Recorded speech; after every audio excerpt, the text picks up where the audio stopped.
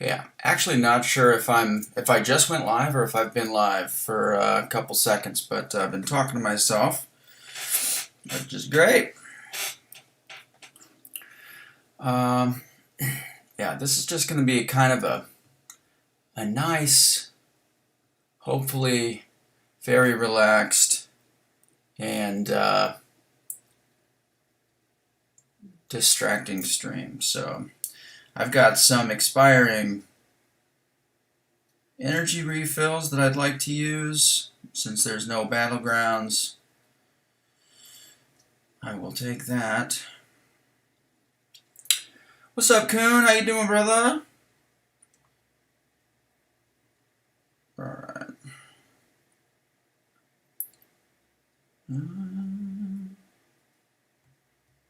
Do Tekaruski. Oh, what's up, baby? Oh, okay. On the road? Nice. Alright, man. Are you just heading to work? Heading to or from work right now? Oak, or what's going on? Yo, Jason, what's up, bud? I will get my revenge one day in BGs. Oh, yeah, dude. I have no doubt about that. What's funny is that I don't know if I managed to finish in Celestial 6. I kind of just had a decent roster, I think, for that meta. I did pretty well. I don't know what my win rate was. Obviously, I don't track that kind of stuff, but it was definitely higher than normal. And I just didn't play very much this meta. So I was able to get up to like 350-ish or something like that. I'm guessing that that's probably Mysterium 1. Because I was in Mysterium for a bit, and then I played like 2 days before it ended, like on Monday night. I think we might have matched that night. I can't remember when we matched, but and I was able to win a few matches over 500 to get myself up to whatever I finished at, and then we had a war, and I didn't play after that. I didn't want to play on the last day because of the modders and stuff, so I'm not really sure where I finished, but yo, Bagel, what's up, buddy? Just talking about BGS. I never, I don't know, I wish I would have played a little bit more, because I think that final meta I probably could have pushed a lot higher. I certainly would have not, I'll never be like a top 10 or top 8 guy, but I probably easily could have pushed myself into C5, and I just didn't play enough. But 7-hour drive today. Oh, headed to the beach. It's even better. Oh, Degrassi, what's up, buddy? What 7 stars do you have? Let's go over to my 7-star roster for ye. I've had some key dupes, which I'm not going to complain about because they've actually been pretty good, but. I did get Maw. I took him up to rank 2. I've got 3 rank 2 Mystics. It's just how it's gone. I have every Mystic 7-star, I believe, other than Wong. I actually might be... Here, let's go class by class. Oops, sorry. Alright. So Mystic... And some of these other ones... Oh, and Mangog. So I don't have Mangog or Wong. These other ones are just, like, they're just incoming or they're new champs that... I won't be able to probably ever get. But Wick and Chavez, both of them went to rank 2 unawakened, and then I duped them. And then Tech. Tech is the class that, man, I really wish I had Mysterio or Shuri. If I had one of those two, I would take them up to rank 2. I have enough. I'm covered on the Tech class catalyst, so I could take one of them up to rank 2. I'm just short on the basics, as you guys can see there, but I'm just going to hold for a bit. I might get impatient. If I don't get Mysterio or Shuri next 7-star, I might just take up Nimrod since he'll be whitelisted next season. And then Cosmic... Holy fuck, dude, I don't have a single Cosmic 7-star? That is nuts, actually. And then Sunspot rank 2, Sauron... I really would like a Bishop or a Gambit. Those would be... Or Domino. That would be awesome.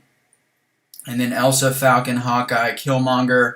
I'm contemplating taking up Killmonger since I awakened him. He's just Sig 20, but I've always really liked him. He would be huge in Battlegrounds. He's already a pretty big deal in Battlegrounds just at rank 1. But and then I've got some good science, so rank 2 Hulk and Overseer, and then I duped Titania. I think that was my last pull.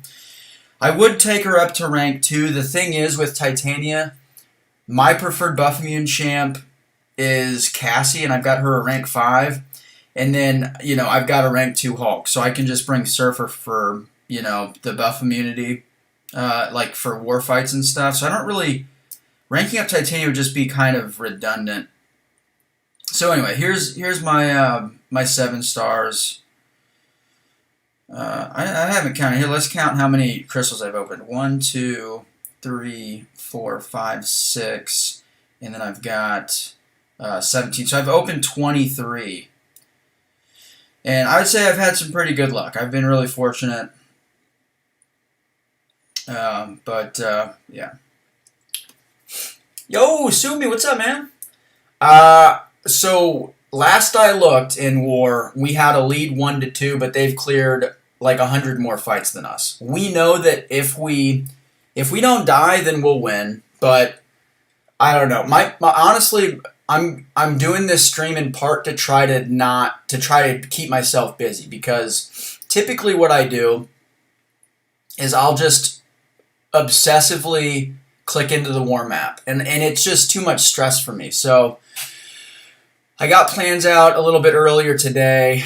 I didn't want to do it last night. Normally, so this season I've been doing plans night 1 and then either posting late on night 1 so that people can like look over the map and their assignments and communicate and coordinate shit. But I just didn't want to do it this war, man. I was exhausted yesterday and just didn't. I don't know, man. I guess I was just kind of putting it off, like compartmentalizing, because I didn't want to deal with it. But got war plans out today. I feel good about the plans, and they've died twice. We've died once, so it's just, yeah, we'll just see what happens. But at this point, I am at peace with whatever happens. I've done all my fights except for 2. I do have a Photon boss, which I'm 3-0 this season, but none of them have been clean. So we'll just see. But it would be nice if I don't know what the score is until towards the end of the war, and hopefully we'll either have put ourselves in position to win by that point, or if we die another time, I don't think that they're going to die again. So we will have lost, and ultimately I just want to try to keep my head clear. I actually told Lizer yesterday. I'm not gonna. Yeah, I don't know. I'm gonna try not to think about war as best I can. What's up, Emperuni? Les, yo, I'm here to see the rage and swearing. I don't know, man. I can't imagine EQ is gonna be hard. I haven't struggled with an EQ in like 2 years, or maybe a year. I don't really know. I have no clue what's going on with any of this side event stuff, but I've got expiring catalysts, so... Oh, that's fucking stupid that it's 2 or 3 energy now for... Has it always been like that? I don't know. But let's just get in here, man, and have fun. That is all I'm trying to do. Keep myself distracted, not focus on war. Oh, God, this is fucking awful. Oh, it's just really ugly. Alright, so let's see here. We've got... All I typically do is I'll go through here and I'll just look for a class. I don't want to have to read anything. That's the thing. Okay, Mystic or Tactical Edge. Does this really matter though? That's the question. I don't think it matters. I can do Herc for all these fights, right? Defender is immune to nullify staggered fate seal. Okie dokie.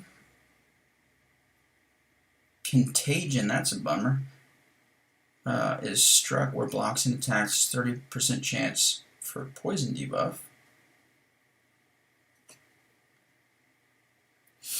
Alright, maybe I'll do like Absorbing Man or something, I don't know. But anyway, alright, let's do Herc.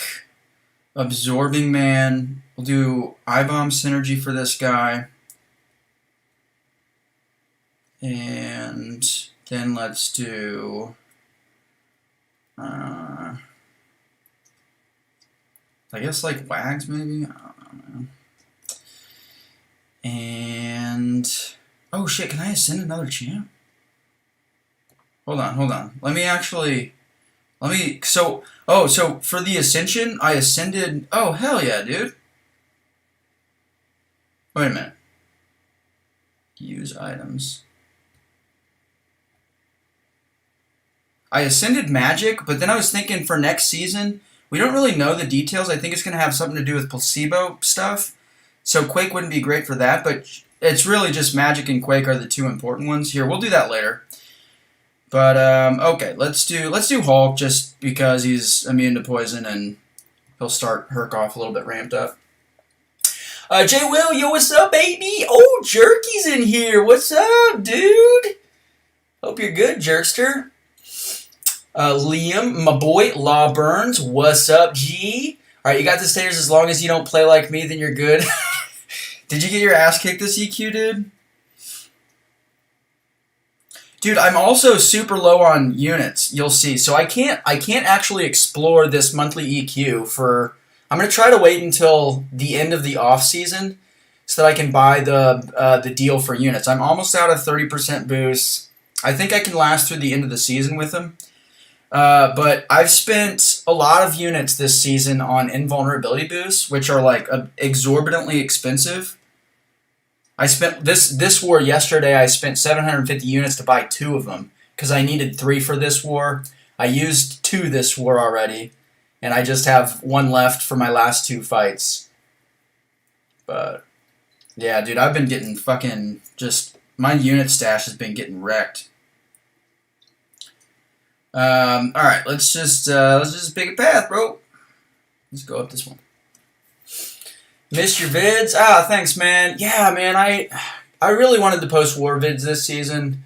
I honestly just got too stressed out earlier. So, Campo actually posted a pretty good little, I guess you could call it like a little, just like a commentary kind of on the war changes on his channel. I think he posted it about 2 weeks ago, and he talked about the mental health effects and stuff, and what he envisioned would be some problems, and that's really it really just kind of resonated with me because I'll try to multitask here, try to do some fights while we're talking about it, but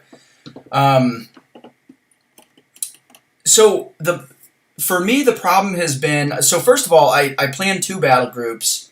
The extra day really does help with the planning aspect because typically what I used to do is I would do, the war map would open at like 6 o'clock Eastern, and then I would plan, and then basically that entire night we would try to get the boss clear that first night. So basically that entire night of war I would be essentially like not present for Marion stuff. I would just be like completely zoned out on the game. But what I miss about that period is the following night, I'll be gaslight. The following night, because war would be over, I would just have completely off. I would not have to worry about the war map. And I don't want to like make these my ideas. But Campo was talking about how, now it's really like 144 straight hours of war attack. So it's like 6 days in a row. And obviously there's technically like the 4-hour matchmaking buffer in between, a war ending and getting matched again. But, yeah, I don't know, man. I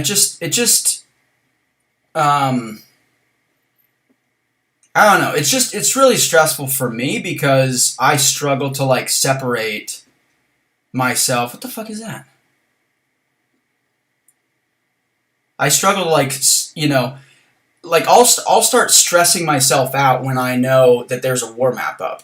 So like I'll stress about like, all right, what changes do I need to make versus our last plan to like try to maximize everybody's strengths and shit like that. And like, so that first night, man, I try to like just, be with my wife and stuff.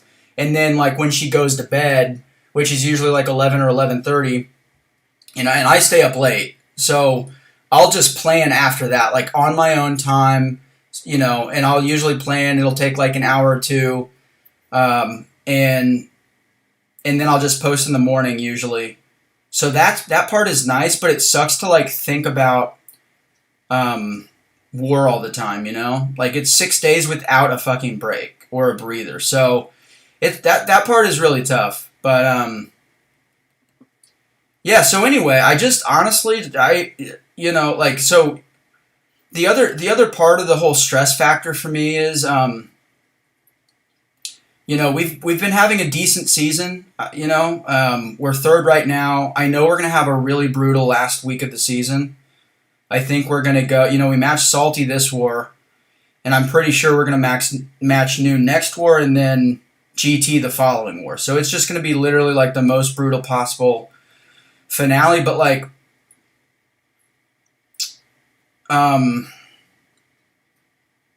yeah, I don't know, man. I just as well as we've been doing, like, instead of it being more exciting and fun for me, it feels more stressful for me, because it's like if we were just kind of like, we're 7-2 right now. If we were 5-4, and I like SSX for example, SSX is 5-4, and they're in the second grouping of Master, like in the 11 to 20 bracket, right? Like if we were there, I don't think I'd be that stressed, because I'd know that we would have no shot at top 3. We'll probably secure Master, and then however we finish the final week of the season will determine whether or not we move up a bracket. But like, the fact that we have a chance, like our best chance so far since this alliance was created, to actually hit podium, which has been our goal for a while, that just makes me want to push harder. It makes me want to spend more time planning, more time thinking about shit, more time PMing people to go over fight strategies. So it's like the fact that it's 6 days straight actually is like bad. It's worse for me. Like I'm having less fun this season than I've ever had in Alliance War, because it's more stressful, and I feel like I personally am not able to manage. Like I can't turn it off. You know what I mean? And the good thing about the previous system is that it turned itself off 3 days a week, and then you would have like a day off. So 4 days a week, and I would only have to really stress about it 3 days a week, instead of now it's 6 days a week I'm thinking about it, or it's in the back of my mind. So anyway, the bottom line is, I thought I was going to post war videos. I posted the first 2, and by the time I posted the second one, and I think when I posted the second one, it was like around the time of War 4, I already knew by that point, like, I don't fucking want to do this, because I'm not having fun. This is going to be a really stressful season, and I just don't want to do more, So anyway, that's also why I didn't stream Battlegrounds, just because, I don't know, man. Just didn't fucking want to. But I feel guilty, I always feel guilty, because I post war videos, and then maybe people are thinking like, oh, cool, like Tater's going to post war videos this season, and then I'm just letting people down, because I just give up, like I quit posting them, because I can't spend that extra time doing MCOC shit, because it's just, I don't know. It is kind of like burnout-y, but it's different, it's like, so the proposed solution, in my opinion, like what would make things perfect for me, is what Campo suggested, and not to like try to like jump on the back of his idea, or to like try to steal his limelight or anything like that, but I did propose this idea to Kabam like 2 years ago, or maybe a year and a half ago in the CCP before I left, and his suggestion is 2 days a week. There are 2 wars a week, that's it. And it can either be a 3-week war season, which would only be 6 wars, which I don't think is great, or it could be a 6-week war season. It would still be 12 wars, but it would just be extended. Then you can increase rewards. Maybe like after that second week or after the third week, there's like some kind of like mid-season reward bracket or something like that. But that would allow 2 full days to plan, which is what we have now, which as a planner, that is a huge deal. And in like a legitimate break between wars, which we don't have right now, and which is, I think, it's been really hard for me to like kind of deal with. So anyway. Okay.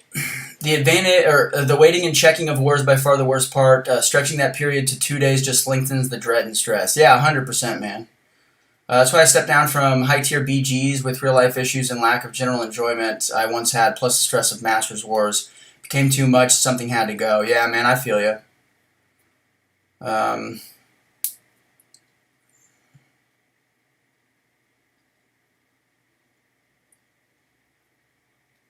This season, lots of alliances have struggled that usually don't. That's true, man. I've noticed that, and I'm not sure what exactly. You would think that it has to be a focus /stress thing, right? It would almost have to be, but I don't know, man. It's a complicated situation. I do feel like there are some solutions, and I feel like all of the best solutions have been shared with Kabam, and they've been shared with Kabam long ago. So that part is stressful, and it's disappointing that, like, you know, to feel like there are clear issues that people knew were going to happen, that were voiced to Kabam a long time ago, and I don't know, man. It just seems like the door is open, but the ears are closed. You know, like the door's open. They want people to feel like they can provide feedback, but they're not going to listen. They just smile and nod. So that part is really frustrating, and that's ultimately why I left the CCP. Not to like make this a Kabam shit type of stream or anything like that, you know. I do think it's really difficult what they've got to do, and there's so much to manage, but I don't know. I don't know what's going on here, but he's got like Limber, which is annoying. Alright, I guess I can throw this SP3 for some decent damage. Yo, Hexter, what's up, buddy? Dropped a like for you, just can't stay, though. Oh, no worries, Immortal, and obviously, thanks, man. Just happy to... Whoop! I knew that would happen. Just happy to have you pop in, dude. Bro, what is this deal with the 5-hitter?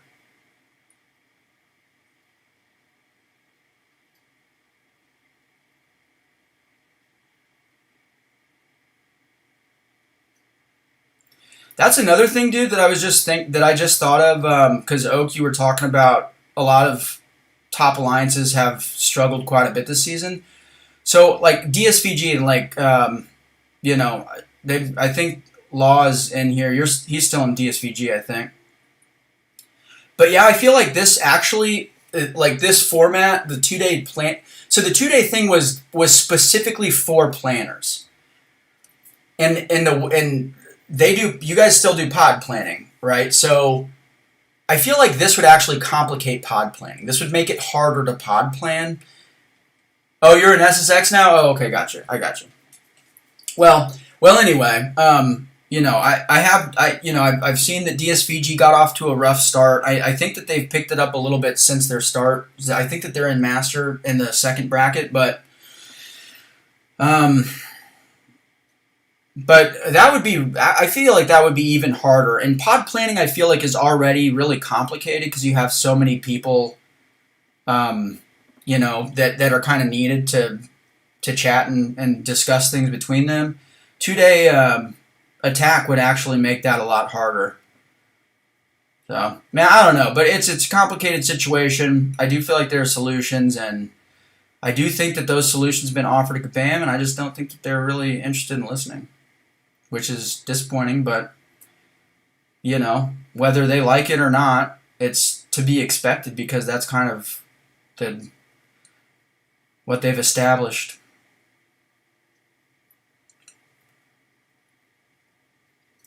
All right, here, let's actually get a one of these boys on him. Oh, yeah. All them armor boys. Oh, that was cool. Yo, Westerfer, what's up, buddy? I thought you'd be tired of Herc after the season, but not Herc versus Rancher Freeze, you aren't. I love Herc. I'll tell you what, I love Herc. If I had to use him for War Attack for the rest of my life for every single fight, I think I would be okay with that. I would just have to make adjustments because it's really expensive, and I think the safest way to use him in war is with suicides, just to get out of fights quicker. But you don't have to, you know. In Section 1, this war I used him without suicides, which saved me some items. But, nah, I don't think I'll ever get sick of Herc. He's just fun, dude. It's just fun to fucking mash people's face, you know? It's really fun. Oh, I'll take it.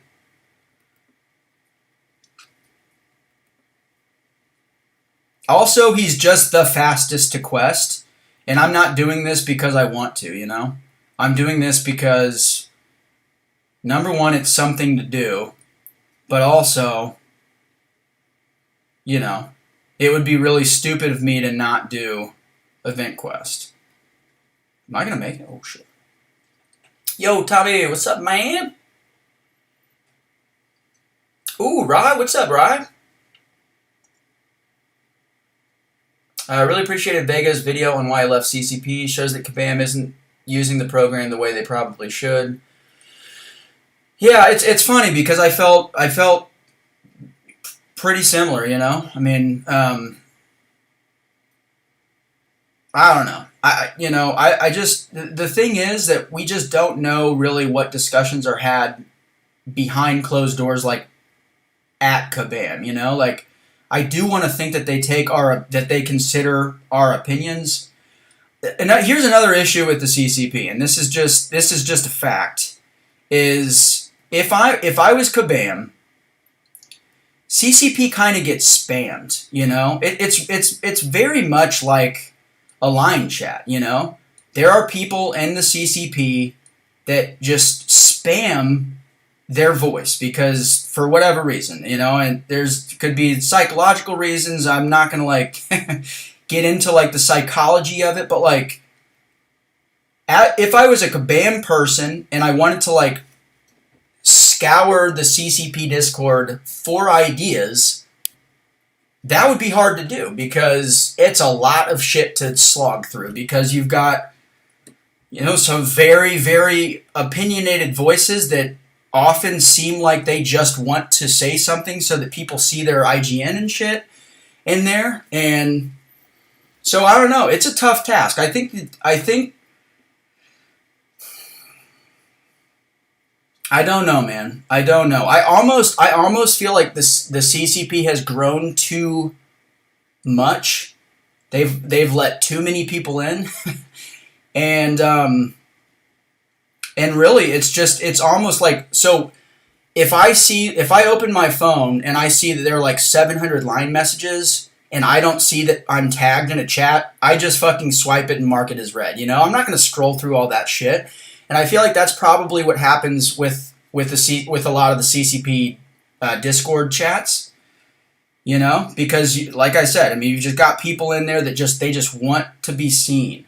You know, because you've got like the famous people in there, you know, Karate Mike and Lags and I don't know. And for a lot of people that aren't in top tier alliances and stuff, I just think that there's got to be some kind of subconscious part of them that they just want the famous people to like see their names, you know? I don't know. But regardless, you know, there are really good people at Kabam that care. I think that they all care.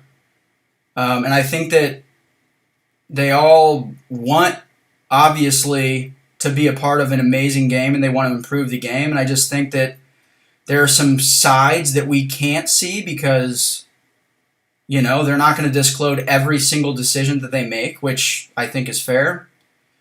The fuck is going on here? Oh, I got faltered. Oh, I remember. Okay, well, so what?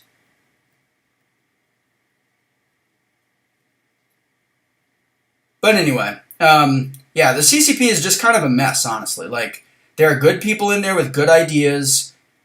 Kabam is in there. I think Kabam cares and means well. But there's a lot of fucking... There's just a lot of spam. There's a lot of spam. There's a lot of bad opinions, like objectively bad opinions. And there's a lot of just white knighting, where it's like people just almost kind of lose their head and get defensive over certain things. And then chats devolve very, very quickly. Discussions devolve into fighting and arguing and fucking whatever. And then condescension and shit. And that's why I left. I made a suggestion before this season, like last off season, that was obviously a little bit critical of Kabam. And all the Kabam people, not Kabam employees, I should say, but just the Kabam warriors were just on my ass about it. And I was like, fuck this, I don't need this shit. If you don't want my opinion, then get fucked. Like, seriously, it's not a big deal. Anyway. It's just a bummer, man, but it is what it is. Yo, Sweeter, what's up? What did I walk into? You like to slam people's faces in?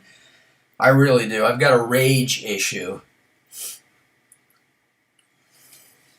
CCP could be great if right people was in it, but they have let too many people in. Some, not all, are clout chasing.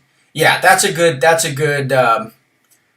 way to put it. Clout chasing, because there's a lot of clout chasers in there, and like very, very vocal people will write just an extreme amount of words on subjects that have nothing to do with them. So, like, obviously, the channel that I spent almost all of my time, reading and responding in was the Alliance War channel. And a lot of a lot of high-tier people are in, a lot of very smart high-tier players are in it, like Karate Mike is in it, very smart guy. Lizer is in it. There are a lot of people. FinTech is in it. So, like, there are a lot of very smart people that care deeply about Alliance War, that have good suggestions, that are thoughtful, and a lot of those conversations would revolve around Tier 1, because Tier 1 is the tier that cares the most about Alliance War, that puts the most time and energy and thought into Alliance War, that spends the most because of and for Alliance War. And people nowhere close to Tier 1 would argue with Tier 1 people about Tier 1 ideas, and it's just honestly just a fucking waste of time. I think most people want to be in CCP just to be able to say, I'm in the CCP. They want to be able to do the CCP flex. I agree, man. I really do.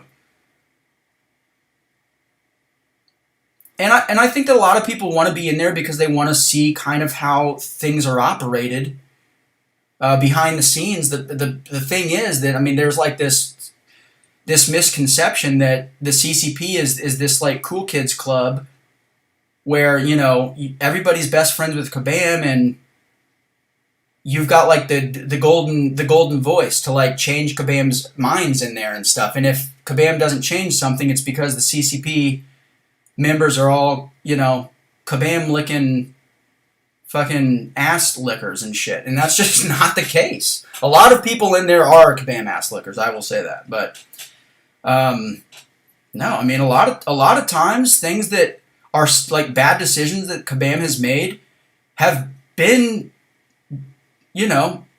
brought up by smart CCP members and just ignored. So, yeah, no, I don't know, man. All right, skill attacker. Do I need to read this? I mean, fuck me. Weakness. I don't fucking need to read this shit, right? All right, so we'll do, in honor of Suida, we'll do Shang-Chi. He's like one of my favorites anyway. Fight or flight, chum in the waters. I can't be bothered to read this shit. Let's not make contact. All right, we're just gonna do. Maybe we should just do Herc still. We'll bring along old Shang-Chi.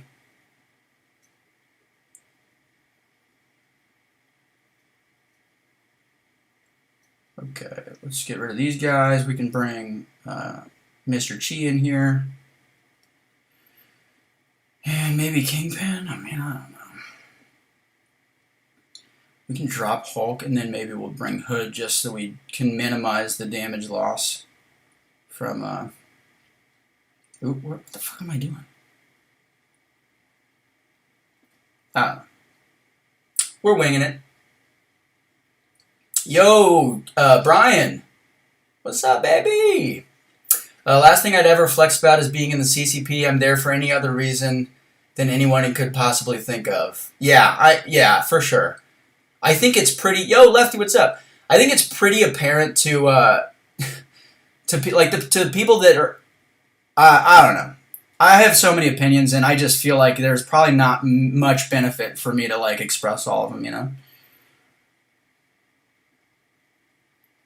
But Brian, very glad you're in chat. Love you, miss you. Hope you're good, brother. I've been trying to catch some of your streams when I can. Just kind of like in the background. Like I've been planning late at night on day one. And so sometimes I'll be planning and you'll have your stream on. I'll catch it. But I'll pop in and say hi next time. Just to say hi.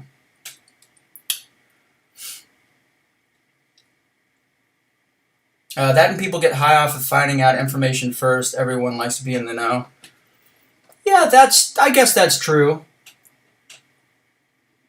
And I don't know how other people view CCP. You know, like most people aren't outward with their opinion on, like, CCP members aren't just going to openly discuss like their completely honest opinion of the CCP. You know, because they're still in it and. Like, what's the what would be the benefit, you know? So, but trying to figure out what is on this node. There's just a bunch of debuffs, which I thought were good, but I also got heal blocked at one point. Now I'm power locked, which is fine. Yeah, dude, is that a stagger or a fucking... That's a passive heal block. Oh, this is terrible.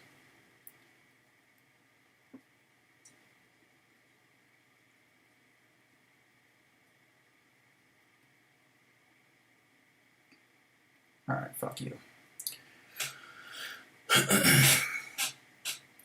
When is VG joining LVT? Tomorrow.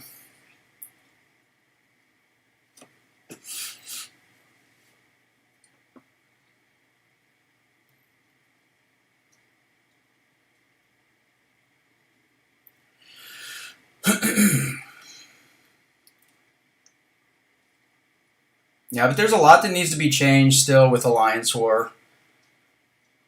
And one of the biggest issues... I actually think I will try to make a video on this. Liza and I have been talking about making a joint video on this for a long time. Is Alliance War scoring... There is a very simple, easy for Kabam solution to shelling and the NAF problem. And if you're not familiar with the NAF problem, it is they're openly manipulating matchmaking. And there is a very easy solution that would require Kabam to make one single change. That's it. And yeah, well, at the end of this season, I'm going to make Lizer do this video with me. I thought that it would be smarter for it to be on Liser's channel, just because that would, I think, raise the odds that Kabam would actually see it. I do feel a little bit at this point like I'm probably, you know, I don't want to make myself sound more important than I am, but I feel like it seems more likely at this point than not that a Kabam person would probably view me more as like a pariah than somebody that they should pay attention to. You know, like if I posted a video on suggested changes. Because almost all of my comments in the CCP were critical, and maybe that was probably a mistake on my part. You know,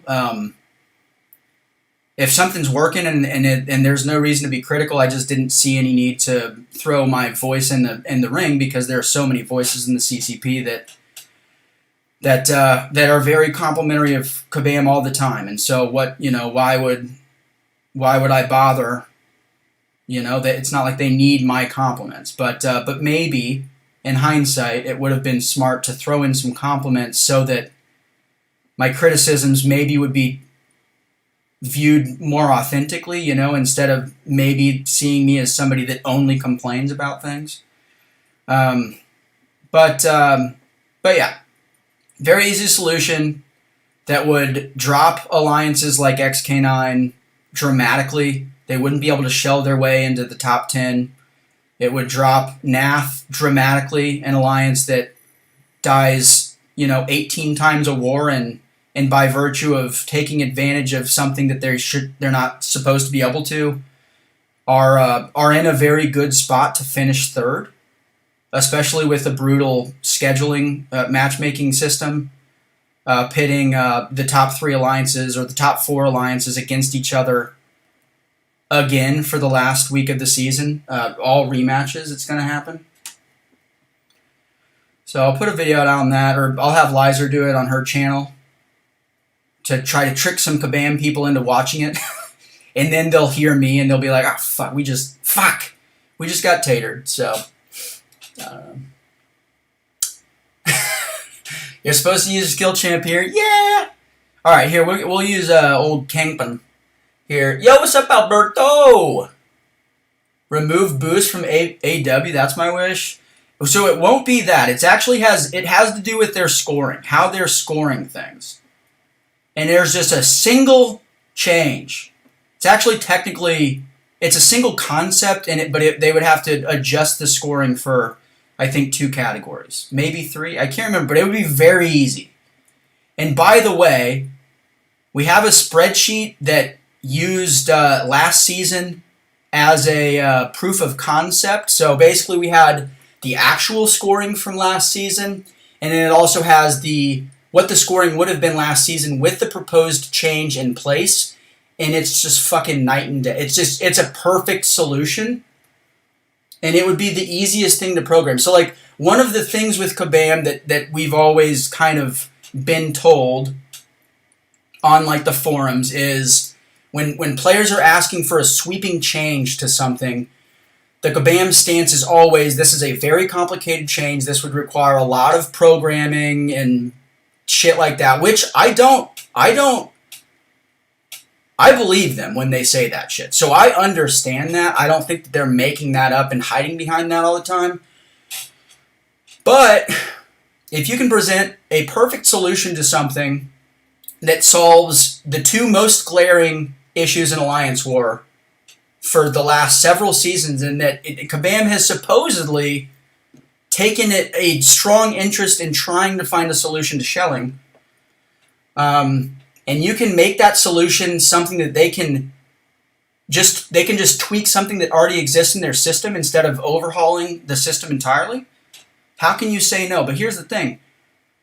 We sent that information to Kabam, to multiple different people individually, privately, made sure that they viewed it, made sure that it didn't get lost in all the CCP chats. It was sent directly, it was received, it was read by them, it was responded to by those people. We'll look into it. We'll look into it. And maybe they will look into it. We just don't know. So, I don't know. I think a video on Lizer's channel would be the best way to maybe get some community pull with the idea, if people like the idea, which I can't imagine any Tier 1 alliance outside of the shelling alliances or the alliances that die 20 times a war, like Nath, nobody would have an issue with it. But yeah, we'll see what actually happens. Yo, there's Lizer speaking of. What's up, G? Yo, Kyle, what's up, buddy?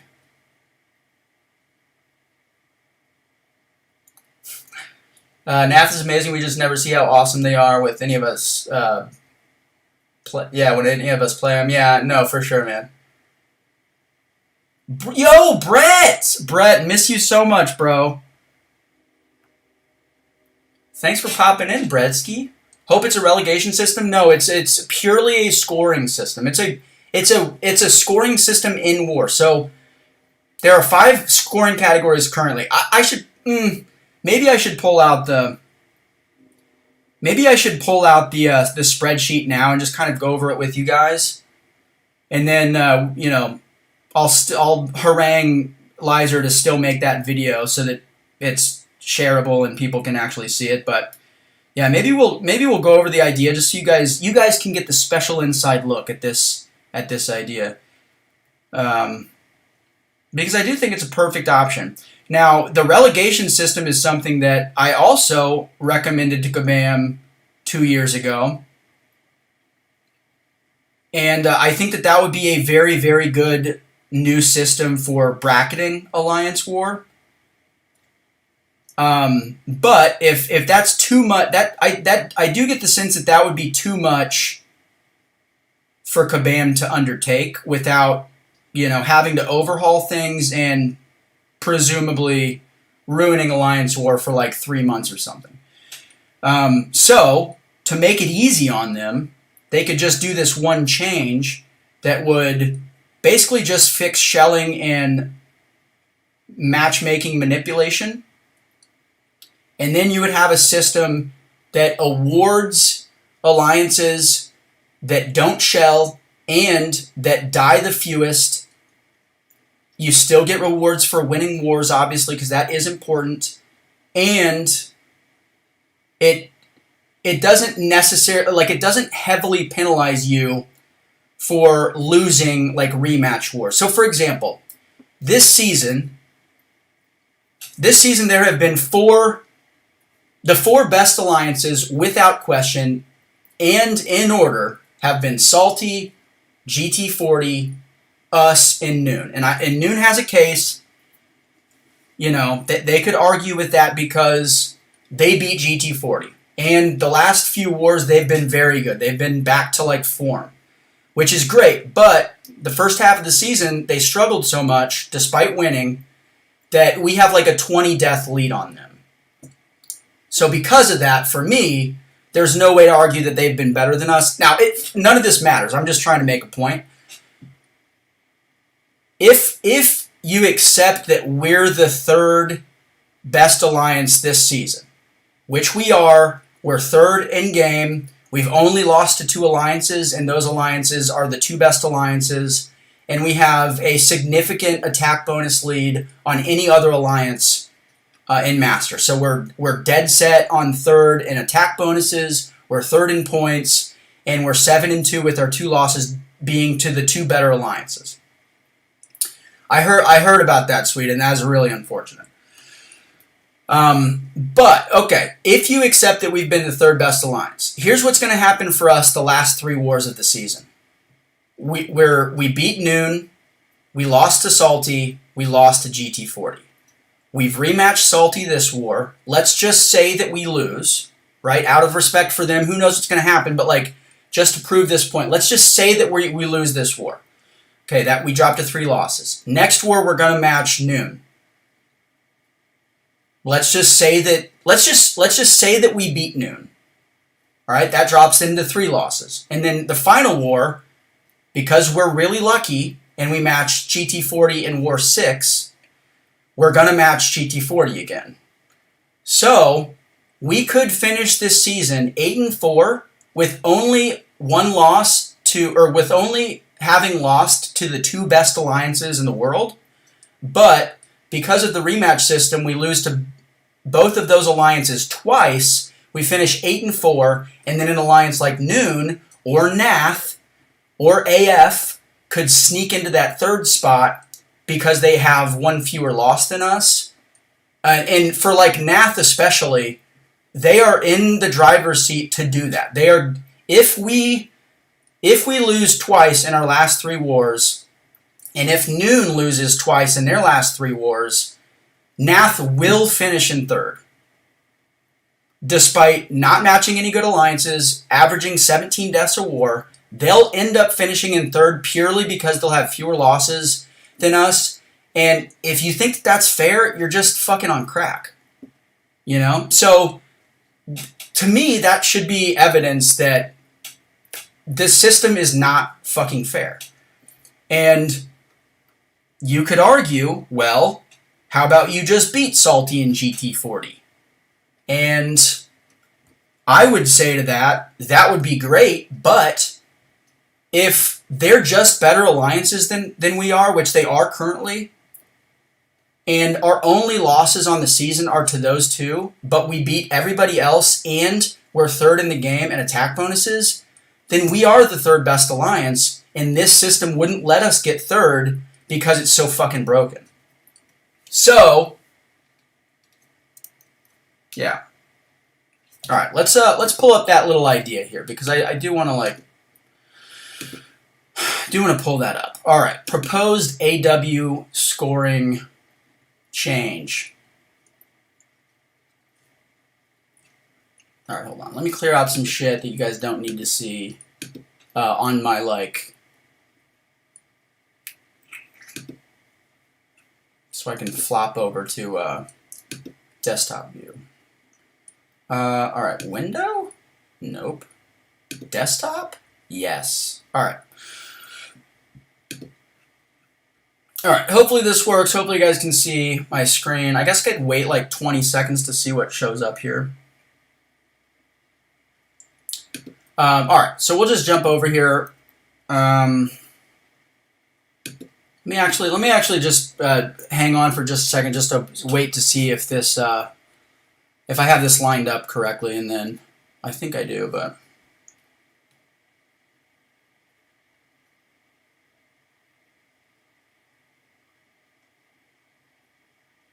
Okay, it's pretty close. It's not perfect, but all right. Here, let's make this bigger. Okay, so there are 5 scoring categories in Alliance War and a war. So each war you get points on 5 categories. All right, 1 category is boss clear. You get 20 points for clearing a boss in each battle group. So that's a maximum of 60 points per war, and then the multiplier comes into play, but we don't need to worry about that right now. So if you clear all 3 bosses, you get maximum 60,000 points on your boss clears. Exploration, you get, the way that for this cheat it's set up this way, but if you fully explore everything, it's 58,200 points for 100% exploration. Diversity, you get 30 points per diverse defender. And it's actually 30 points per diverse defender, obviously, per BG. But across an entire, 3-map Alliance War, that's a maximum of, obviously, 150 points, or 150 fights, 30 points, it's 4,500 points. All right, attack bonus, you get 80 points per attack bonus. So if you don't die to a node, there are 3 attack bonuses available. You get 80 points for each of them. So basically, if you solo a fight, you get 240 points in the attack bonus category. There are, you also get 240 points for empty tiles because they just are considered. You don't lose an attack bonus, right? For those, So with all of the tiles on the map, including the 5 empty tiles per battle group, the maximum that you can get is basically just a hair under 40,000 points. All right, so, and then win bonus, obviously get 30,000 points for a win. None of this other shit matters. If you win, you get 30,000 points. So the absolute max, if you go 150-0 in an alliance war and you clear the entire map, then you will get 192,300 points with the tier 1 multiplier that's multiplied by 8, and that ends up 1.5 million points, basically. All right, that's a perfect alliance war. Season 42, this was the... Oh, hold on. All right. I'll just go to the proposed change. 2 categories. And this is Liser's idea. So 2 categories Liser proposed changing the scoring for. And with these 2 changes, you guys will see, because I'll show you a comparison between Season 42 actual and Season 42 proposed scoring. You'll see how perfect this is. All right, boss clears, it's exactly the same. Exploration, exactly the same. Diversity bonus, exactly the same. The only 2 changes are, number 1, for a win, instead of getting 30,000 points, you only get 10,000 points. But those additional 20,000 points are then divvied up between all of the tiles on the map to give you 120 points per attack bonus saved. All right, which means that if you solo a fight, instead of 240 points, you're getting 360 points. And this change allows the total score for a perfect clear to be 99.9% what it was previously. So instead of 192,300 points, the maximum possible, it's 192,100 points. All right, and this is what it ends up looking like. So this is Season 42. This is the actual rank here. All right, so there are 2 big issues in the actual rank. And really, you could say that there are 3 big issues. The first is that XK9, they finished 4th last season. Now, XK9 is a very capable alliance, but they played 3 wars in Tier 2 to start the alliance season because they shelled.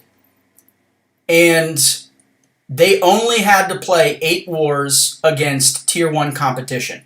Every other alliance in Master had to play 11, even Nath. All right, so that's a problem. That's an unfair competitive advantage that is against the spirit of competition and it's undefined cheating. It is cheating. All right, so because the win bonus is lower and because more of the points are going into deaths, and they were like 4th overall, right? Yeah, they were like 4th overall, I think, in bonuses. But because the multiplier at Tier 2 is lower, it's a 7x multiplier instead of 8x, they would have dropped with this proposed scoring from 4th to 18th. So they still would have been able to shell their way into Master, but in order to get to Master, they had to win 10 out of 11 wars. They only lost once, and that was to a Tier 1 alliance. I can't remember who it was. It doesn't matter. Obviously, they went 3-0 against Tier 2 alliances because that's just not even a fair fight. And then they were 7-1 in Tier 1. So, if you're thinking of shelling, and you look at XK9, and they finished 18th in Master last season with this proposed scoring change, and in order to get 18th, they had to go 10-1, then you're not gonna shell because it's not worth the risk. Because XK9 could go 6-6 and make Master without shelling, or they would have to go 10-1 in that last season because one war didn't count, or 11-1 to secure Master. Otherwise, if they go 10-2, they finish in Platinum 1, right outside of Master.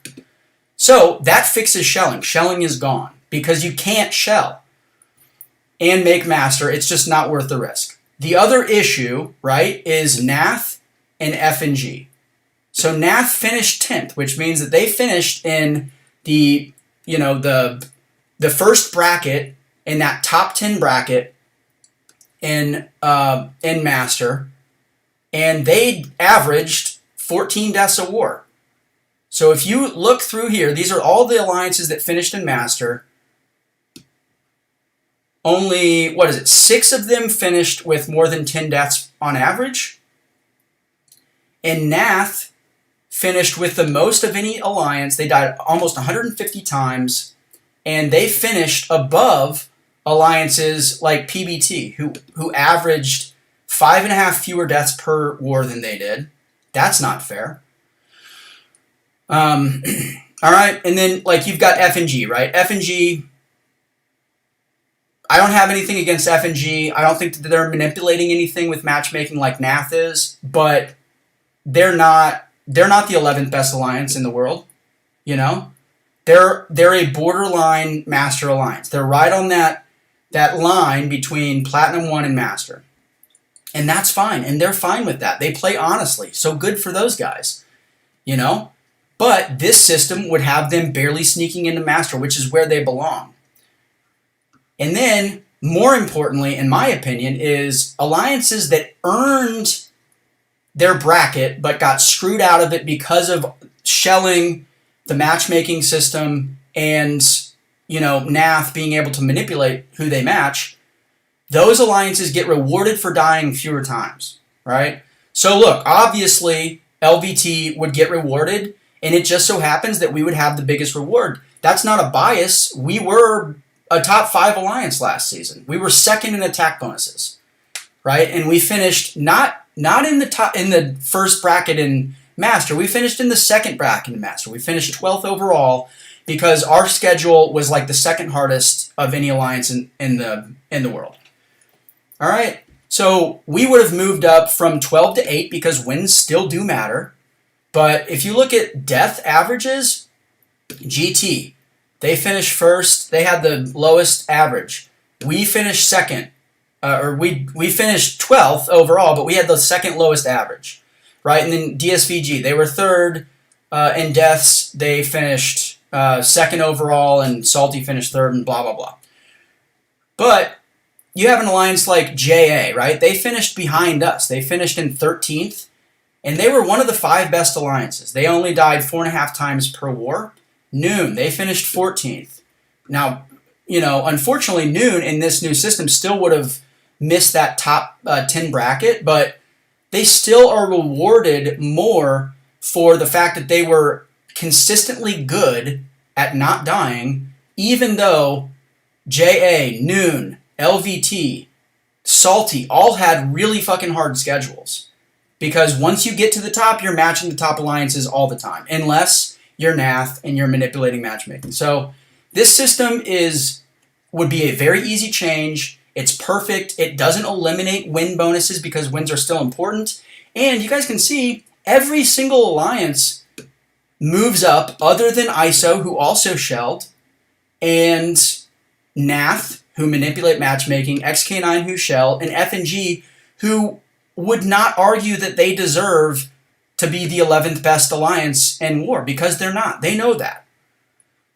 So it doesn't penalize anybody else other than those types of alliances. And an alliance like F&G, which is the only honest alliance out of the 4 that would, you know, that would be like, I guess, negatively impacted by a change like this, F&G are not arguing that they're a top 10 alliance or the 11th best alliance. They're fine where they're at. And they're competing to sneak into Master every season, and I have a lot of respect for that. They're a Platinum 1 alliance with the potential to get Master every single season. And they know that they're going to sneak right in if they get Master, or they're going to miss it barely, but they're a top 25 alliance. So anyway, that is it. That is, you know, the fucking deal.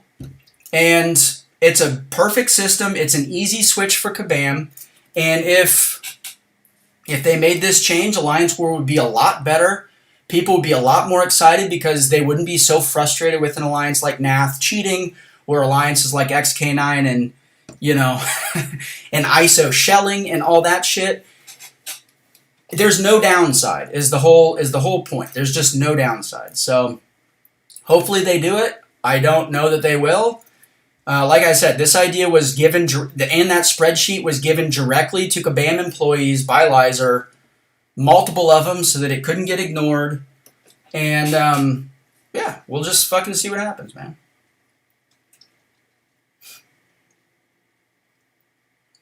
All right, so let's catch up on chat a little bit. YouTube user, Mr. Potatoes, hey, any nice sushi or carrot cake recently? I did have carrot cake last week. It was great. I think I actually had it twice last week. And Mary and I went to get sushi, I think a couple weeks ago, but we haven't had it since. But welcome to the stream, my brother. Yo, no, what's up? One would you do a PI breakdown for current champs? Oh, you're talking, Power Index? Man, that would be cool to bring that back, wouldn't it? But it would change a lot. And I mean, you know, the best champs would, in some order, would be fucking Herc, obviously, Absorbing Man, Scorpion, Cassie, the usual stuff. So, like, it would be very, very easy to predict how good all these champs would be. But, yeah. Wolf, yo, what's up, man? F&G get docked every season? They do? I don't think they do. No, I don't think it's them. It's AF gets docked every season, but they didn't finish in Master. They're going to finish in Master this season. I think that they shelled again.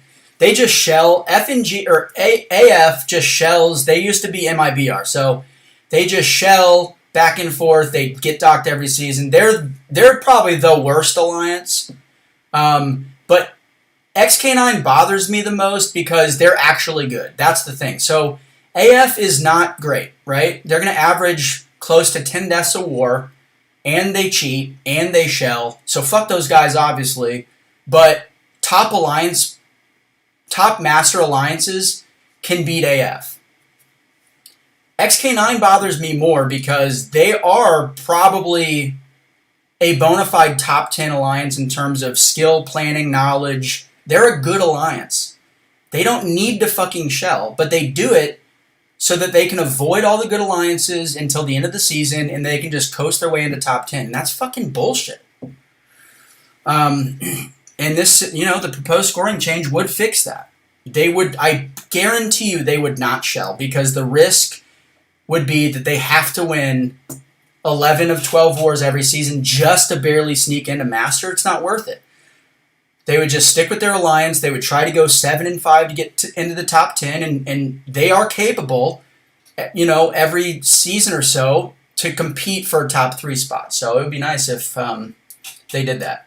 Nath bothers me as well, obviously. They're completely avoiding competitive alliances, and they're blatantly, they're cheating. I mean, they're fucking cheating. They're manipulating a system that's not supposed to be manipulated that way. That is partly on Kabam, obviously. But yeah, it sucks because Nath never matches a good alliance. XK9, once they win their way to a respectable war rating, then they start matching legit alliances. So yeah, a different kind of perspective, but both of them bother me the most. I mean, they're the two worst alliances in the community. And yeah, there is a solution, man. You know, and Kabam could do so much goodwill by making a change like this that rewards good alliances, penalizes shitty alliances, and doesn't have an effect on anybody else. You know, it just doesn't have an effect on anybody else. Just die less. If you want to score higher, die less. That's it. So, it would be great. Ryan, no, they shelled this season. They started out in Tier 2. They were 5-0. Then they matched Salty. I can't remember the order, but they matched Salty, us, and GT, and they got their asses kicked in each war. So they were 5-3, and from that point, I don't know what's happened. They probably got knocked down in war rating enough that they matched some shitty alliances again, or some, you know, less skilled alliances were able to win. So I don't know what's going on with them, but they did shell this season, yeah.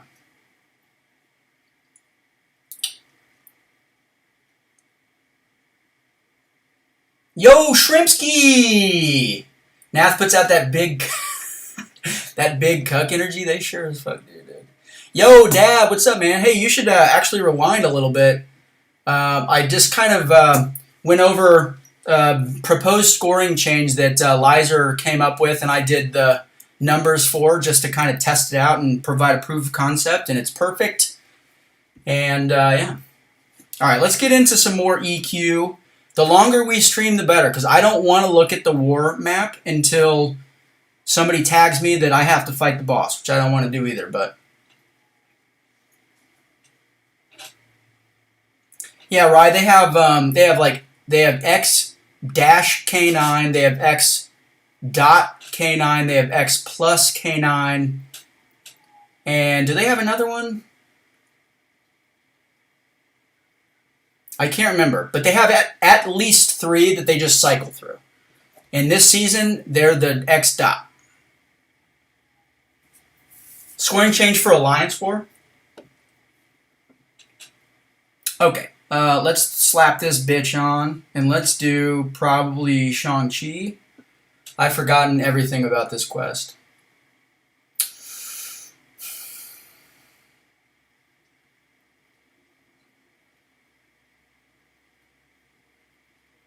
Alright, 1, 2, 3, 4.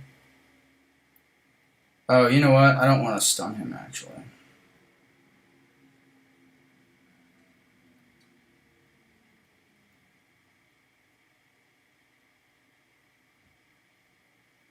What? What the fuck is that shit? Come on, broski. Oh my god, what in the fuck is happening? Not what we want. That's okay.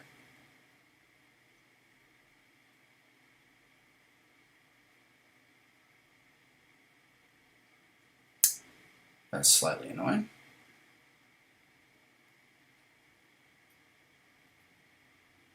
One, 2, 3, 4. Reset. Whoa, buddy! Oh, because he went into frenzy. Got it. Alright. Yo, PPG, what it do?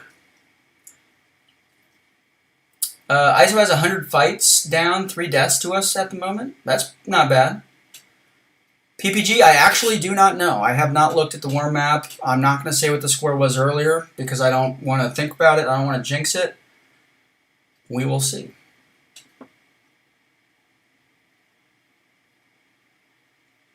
Salty is in a very good position to win. I'll say that. They have cleared a lot of fights and only died twice last time I looked.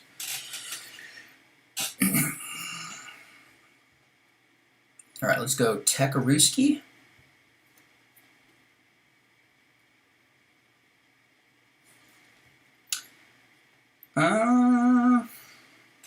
Alright, what's this one? Cosmic, let's go!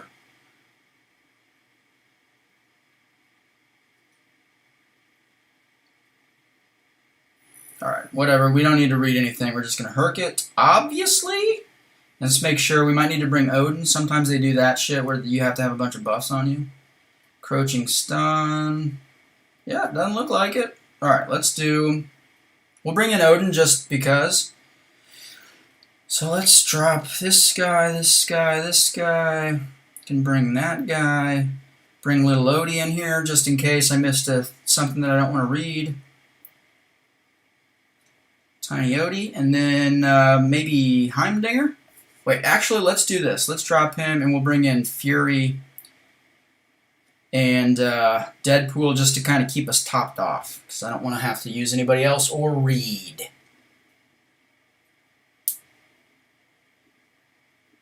Is there any reason Nath get like the easiest matchups? Because I don't know. Yeah, yes, there is. They're manipulating matchmaking by...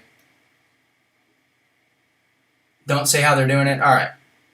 Well, yeah. There's a strategy there, for sure. I don't want other people joining in. See, the thing about that is, I agree, kind of, but at the same time, if more people start doing it, number one, it would kind of force. I think that it would force Kabam's hand a little bit more because it would become a bigger issue. And number two, Nath would have to match good alliances. You know? And then Nath would get fucked, and then they would stop doing it probably at some point. But yeah, that's a good idea probably just to not say anything about it. It's just bullshit, dude. Especially like when you like, especially like with our schedule. And Noon is going to have to go through the same thing. I know that Noon wants to match GT, or I'm sorry, Salty, right? Because Noon has a chance to win to get into top 3. And I mean, it is possible that they could move themselves all the way up to top 2 if they win out, and if in requiring that they rematch Salty. But for us, you know, it's not fair to rematch, you know, the 3 other best alliances in the season once apiece. We shouldn't have to do that. Nobody should have to do that. There are plenty of alliances. We already took our shot at Salty. They kicked our ass. Good for them. We already took our shot at GT. They kicked our ass. Good for them. Noon already faced us. They lost. It was close. And I'm sure that they might think that they're better than us, but they fucking lost. So they had their shot. I don't know. So it's just really frustrating to rematch and to be at risk of falling out of top 3, even though I feel like we have absolutely so far through the season earned, you know, we've earned that title of the 3rd best alliance this season so far. So I don't know.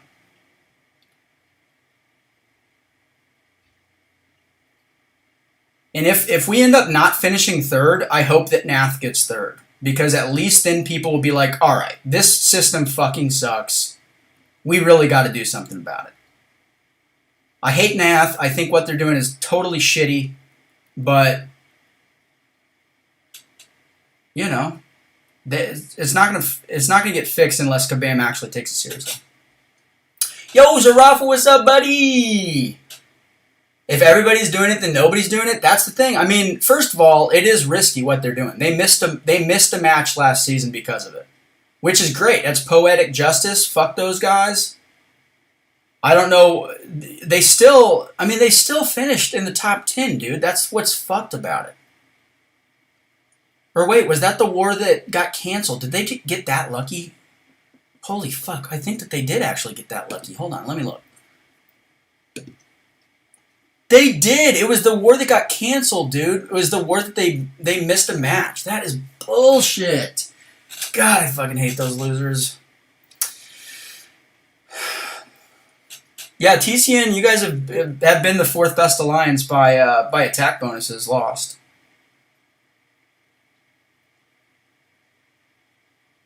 Oh, I brought Odin and I never slapped on Odin buffs. Let's do that now.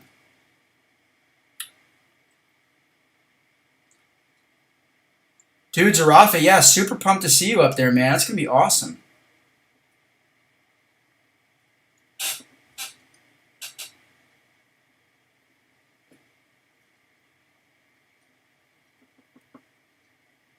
I'm excited for that whole event. I think it's going to be really fun. I think those types of events are always a good idea for Kabam. Like it's gonna be, you know, it's gonna engender a lot of community engagement and like just happiness and stuff. I think, unless Kabam somehow makes like an awful error or something, which I wouldn't put it past him to do, but.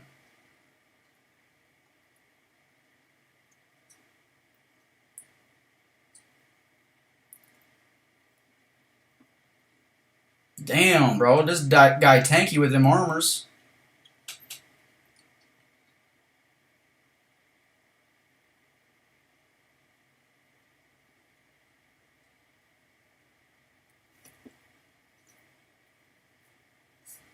It'll be cool, Zarafa, for you to hang out with lags, since you guys are buddies and shit, like BGS buddies, or you know, nemesis or whatever you guys call each other. But he's a fucking really good dude. I'm sure if you talk to them, they will work something out for you. Oh yeah, for Zarafa in the Paparuski.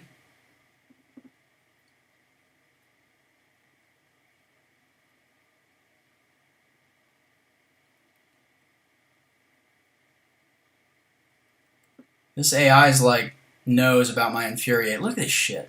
So stupid.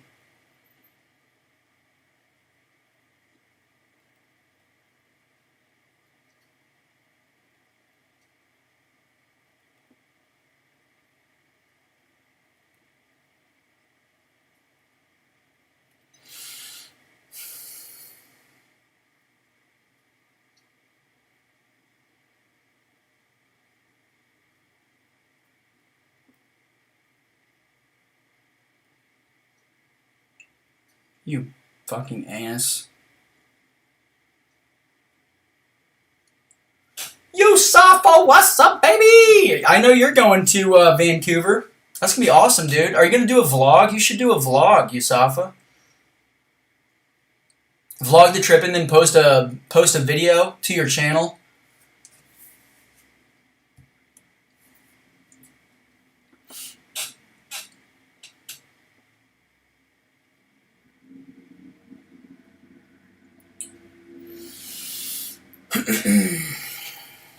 I'm gonna have to wash my hands soon. This shit is getting way too sticky. Sticky icky.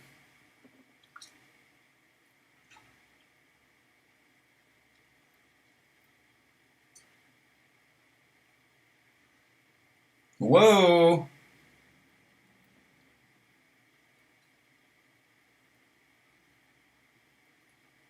Tune in to Tater's channel to learn to speak American. Yeah, boy. That's how we do it.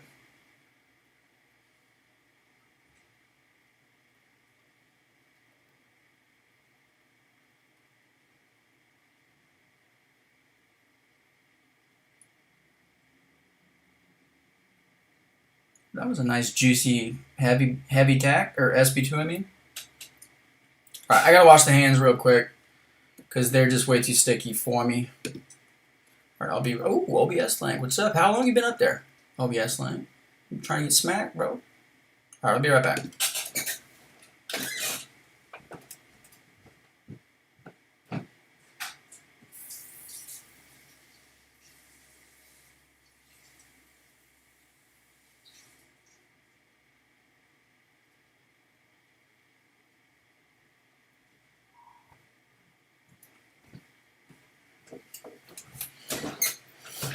Alright.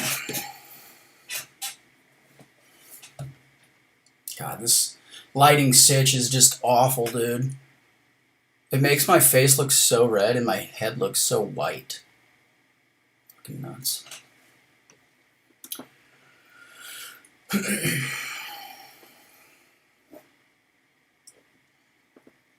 Oh, you guys, everybody excited about the NFL season? I'm a little bit excited about it. In a little fantasy league with some dudes. Tonight's game, not sure how competitive that's going to be. But it's exciting that it's going to be on. Oh, we should be able to heal up pretty good here. With all them debuffs. OBS line, bro.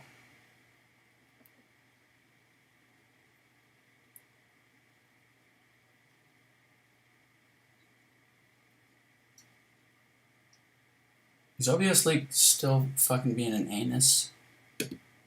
Sure is. Wow. Okay, hold on. I can fix this. Yo, PP, what it do? The Bears? You're going to have a tough season. It should be a little bit better with Green Bay not probably being very good, but my brother is a diehard Bears fan, and he is also delusional, but he thinks that they're going to be really good this year, which is fucking hilarious. I mean, they're probably going to win 7 games, right? Maybe.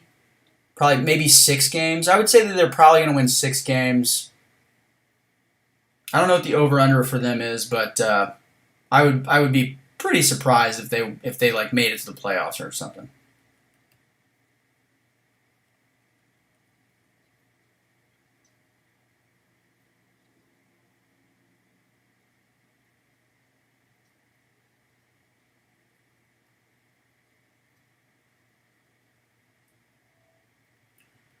Man, I wanna get this fight over with, but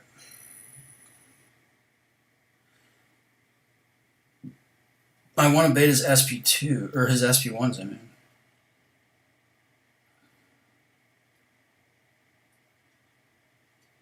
all right, we'll just fucking end this shit. Yo, Google, what's up? Intimidate is probably the most unreliant, useless debuff in the game. Yeah, sometimes it works, man, but just the AI sometimes just like, I know what you're fucking doing, and I'm just not gonna have it. I'm gonna interrupt you. It happens all the time in war too, like just to eat potions and shit. You think you guys are gonna win the North? I don't know. Maybe if Justin Jefferson like breaks his leg off. I think it's gonna be another. I think that it's gonna be another Vikings division year. I think they're pretty good, you know, and the rest of the division is just not very good. But could be Detroit year. Fields is him. I don't know. He's pretty cool, but I don't think he can throw a pass.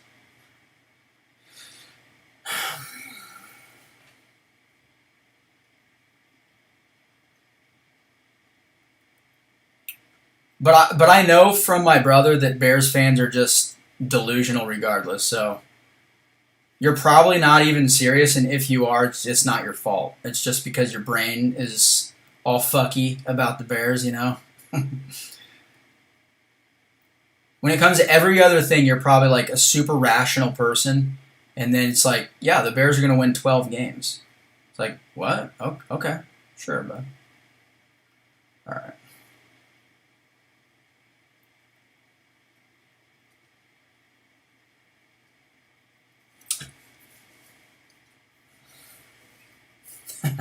Glider seems really mid, to be honest, and almost everyone has this opinion except CCP. I actually don't know anything about him. I haven't really watched anything. I watched his like champ reveal that showed the animations and stuff, and he looks kind of cool. But what I think is probably it seems like he'll end up finding himself like a little niche, at least, like kind of like Gore. I think when Gore came out, people thought he was terrible, and now I think people see that he has value. It's just a little bit more limited than like the best champs in the class. And same thing with Adam. Like Adam Warlock, people thought that he was amazing, and he is pretty good. He just doesn't have a lot of like a wide-ranging use or anything. I know nothing about football, but that was vicious. What did the Bears ever do to you? Oh, they're just not very good. I don't really have anything against the Bears. I have been a Packers fan for the last 12 years or whatever. So and the Bears are their biggest rival, division rival and shit. So I guess there's probably some subconscious hatred for the Bears, but the Bears have not been good since I've been a Packers fan, so it hasn't really mattered. But I'm not even trying to be like a troll or anything. I just don't think that they have any chance of being good.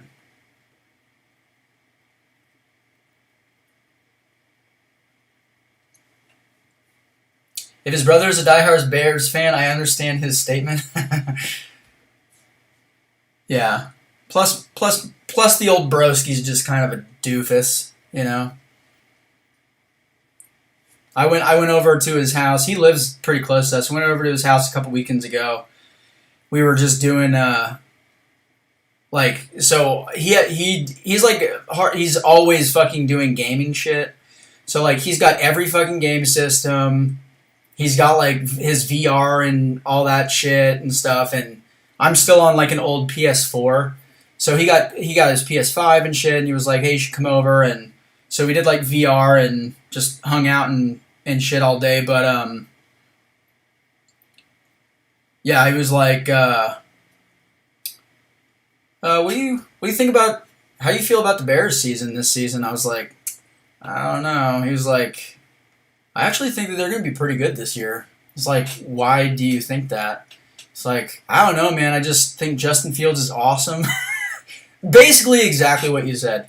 I think Justin Fields is awesome, which he is awesome like as a person and an athlete, but he's not an awesome quarterback. I don't know, man. We will see, though. Okay, here, let's read this real quick. Defender takes 20% reduced damage from all sources except special attacks, heavy attacks, and unblockable. Oh, that's not bad, actually, for her. Roll with the punches, stun debuff. They reduce the duration of stun debuff. Oh, that's fucking annoying. All right.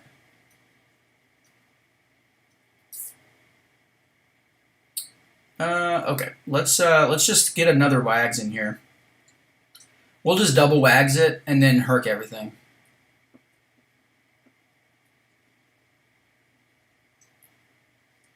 I'm sure Kabam is like thrilled that this is just the way that everybody plays. Or I don't know if everybody does it, but like probably a lot of people just do this shit and just herk everything in EQ. I'm sure that they love it. Yeah, I agree, but he is Summoner's Choice champ. He should be like top of the game, but not broken like Scorpion. Yeah, that would make sense. I mean, Scorpion is he's just an awesome champ. But he wasn't Summoner's Choice, was he? I don't think he was. I know that's not the point you're trying to make, but I was just laughing about you saying their fans are delusional. Oh, gotcha. Okay. Okay, Rising Sun. I remember there's something about this node. I think I have to throw a special attack. Oh, I just got a heavy attack? Oh, this shit is fucking easy, dude. Alright, just get up to our SP2.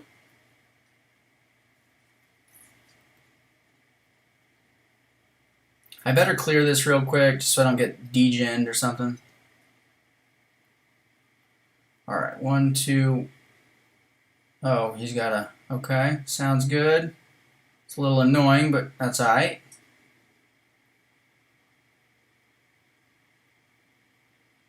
Broski.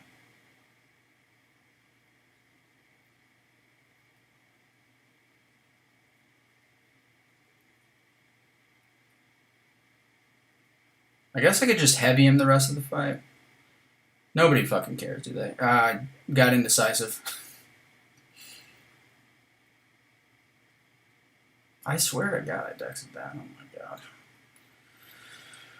Oh man.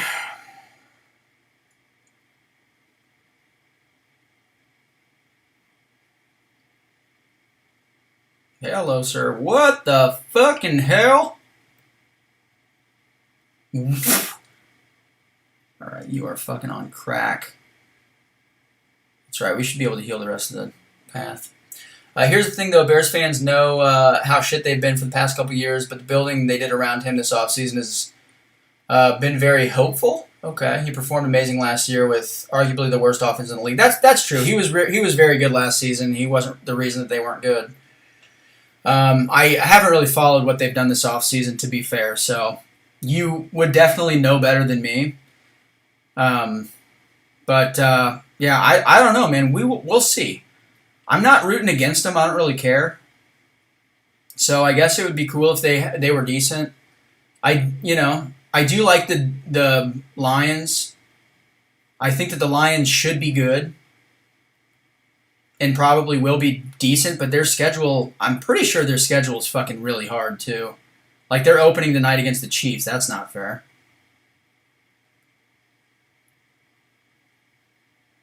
Alright, I forgot that I'm not paying attention to anything, and that's a problem.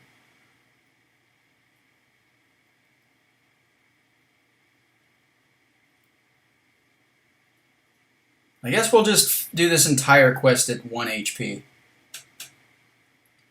First Super Bowl I remember watching was Super Bowl 20, the Bears versus the Pats, Refrigerator Perry. Oh shit, yeah. Fucking the fridge game, that's fucking cool. What's the first Super Bowl that I watched? I think the first one that I watched was also the Patriots, of course. I think it was 97? I can't remember if I'm getting these numbers right. No, that can't be it. Wait, maybe it was the... I think it was the Packers when Favre won. What year was that? Was that 97? Let me look. 1997 Super Bowl. Oh, that was it. It was the Packers versus the Patriots. Yeah. Damn, dude. Okay, so yeah, that was before Tom Brady, dude. That was Drew Bledsoe. Pretty wild. Wish I lived through the Bears then, Yusafa. Yeah. My Bears fandom has been ass except 2006 versus the Colts. Yeah, man. The Rex Grossman era. What an era that was. That was probably one of the best defenses of the last 30 years.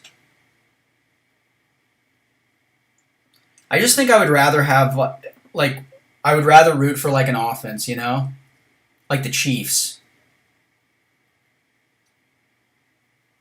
When you're just a defensive juggernaut, but your offense is quarterbacked by Rex Grossman, I just feel like that's got to suck to watch, you know? All right, I might have to quit this quest out. This is not going great. Fuck. All right, we'll just bring in the old APOC squad. Sexy Rexy. That dude is such a goober, dude. All right, let's do APOC, Cable. I'll have to kill Fury until I become bleed immune so that I can get that healing, and then I'll just use a revive.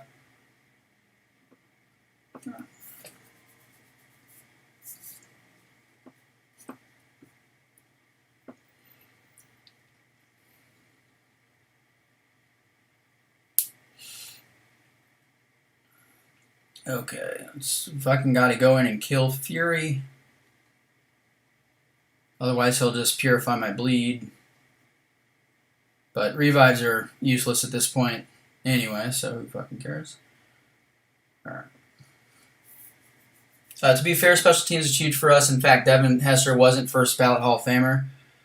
Yeah, I agree, man. He is obviously and statistically like the best special teams person who's ever lived. Alright, suck on that, little buddy.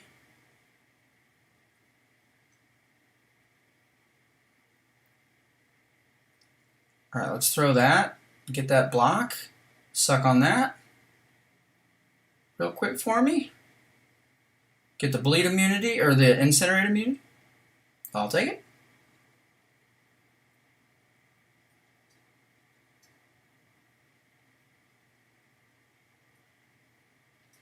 Oh, that incinerate did not last long enough.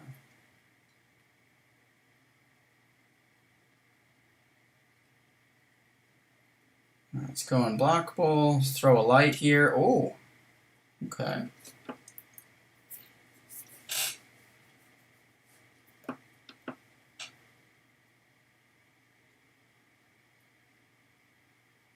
Alright, now we can revive Fury.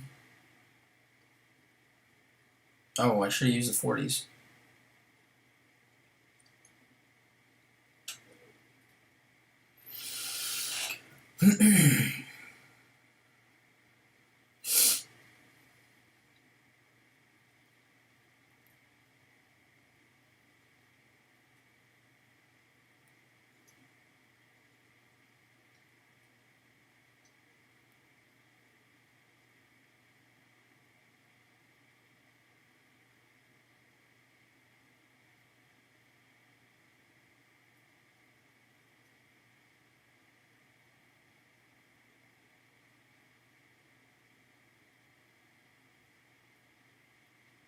Should probably take up Apocalypse to rank 5 at some point.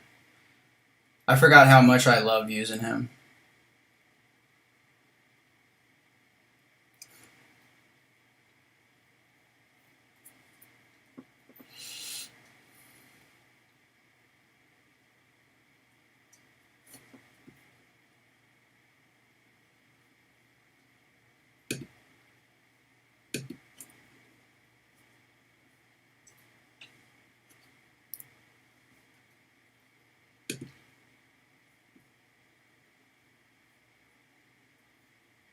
Get that squad up.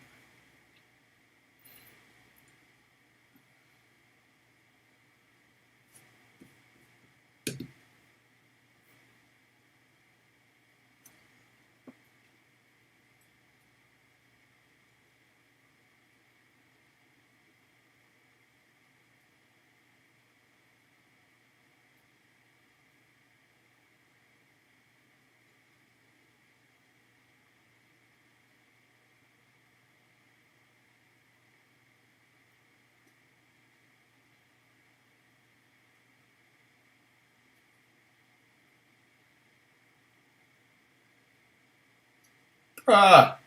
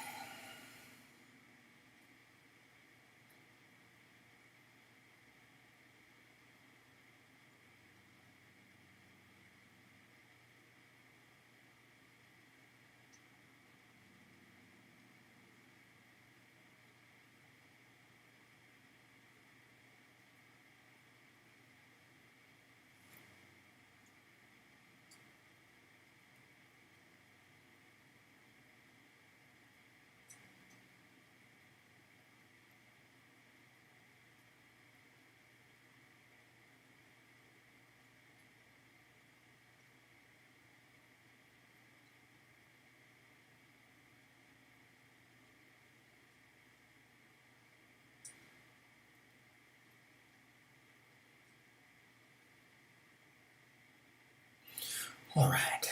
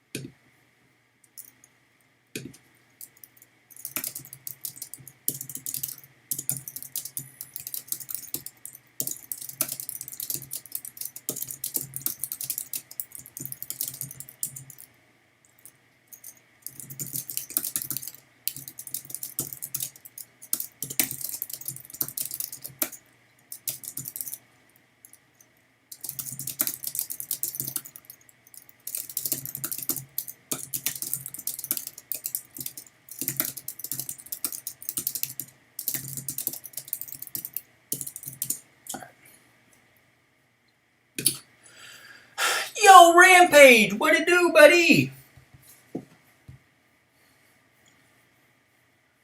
We are just chilling and using up expiring energy refills. That's it. And not checking the war map. Those are the key components. Alright, I think I'm going to actually... I think I'm going to do cable for this one. Just so I can get the mega heal on APOC. I'll just heavy, parry heavy this entire fight. Oh, he's fucking... Oh, damn it, this was a bad idea. I always forget about the fucking degen shit. Oh, this is gonna take forever, isn't it? Probably a bad idea. Alright, I'll just kill this loser off. I'm not gonna sit here for 5 minutes heavying. Oops. I'm here trying to figure out a tech character to use for the gladiator mission. Oh, I should probably be fucking paying attention to that, huh? Let's claim that real quick. Complete Gladiator's Gauntlet. Okay, Gauntlet. Okay. Defeat for Alliance War. Okay. Is that this?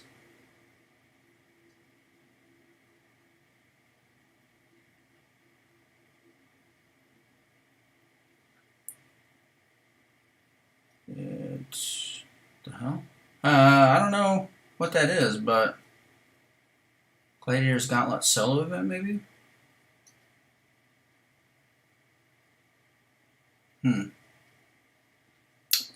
Well, what you talking about, boy? I wanna know what's going on. I wanna be in the know. Alright, here, let's go ahead and kill off Deadpool 2 to get that double heal for APOC.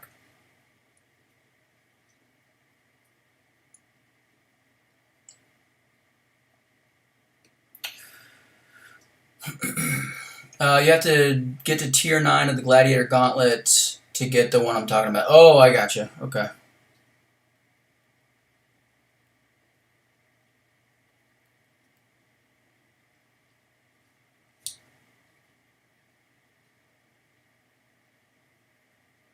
Alright, let's knock this goober down again real quick, and then we can...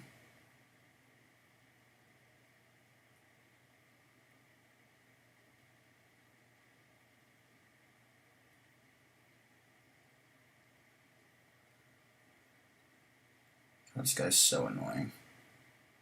Whoa! I was in reverse controls mode. Alright. Let's throw this bitch.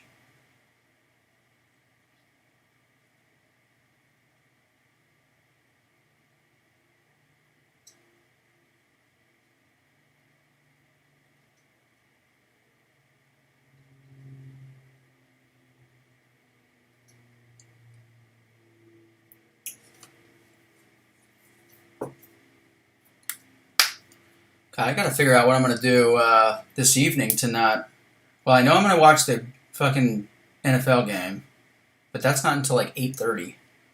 So I got 5 hours left. I'm off this week, which is cool. That's kind of why I'm streaming.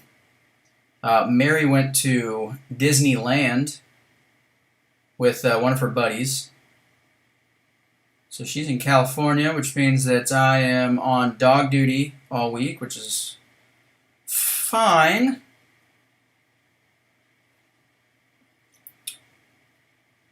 But, yeah.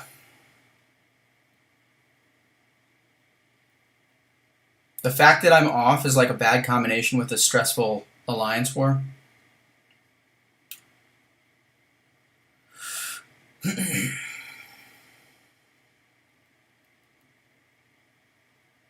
Oh, yikes, bro. Oh, my controls are all fucking nasty. Lizer, stop, bro. Just stop. Turn your phone off. Then you'll have to, like, work without listening to shit. That sucks, too. I want to go see him. Like, normally, if I don't want to look at the war map and I'm just too stressed, I'll go see a movie. God damn you. The problem with going to see a movie is there's football tonight that I would like to watch.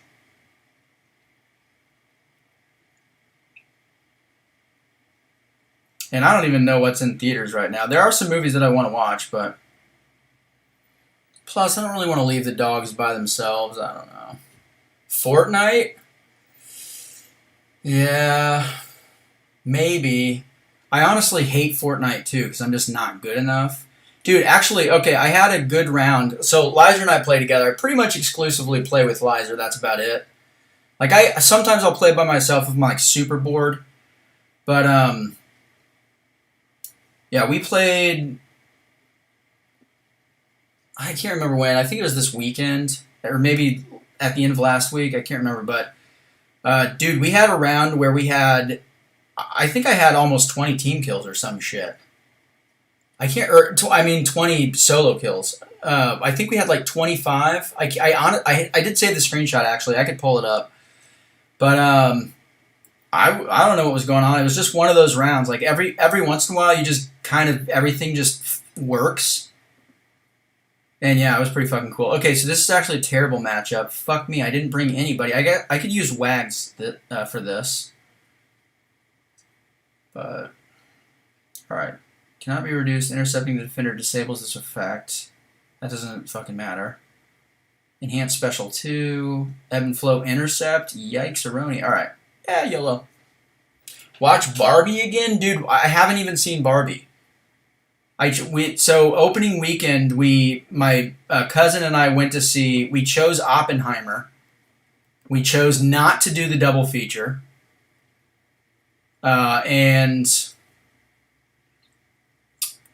Yeah. So I haven't seen it yet. Mary did want to see Barbie, and I was going to see it with her, but can't remember why we didn't. We just didn't go that first weekend, and I think since then it's just been like, yeah. Oh, fuck. All right, suck on that, boy.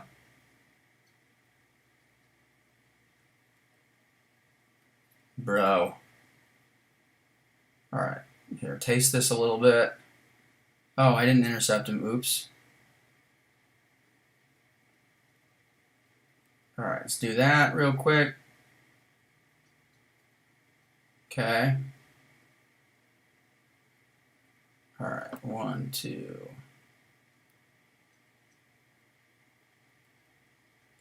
Throw that. Need to get a parry, reparry, hopefully. Oh, I'll just rush in and slap you up. Oh! Yeah.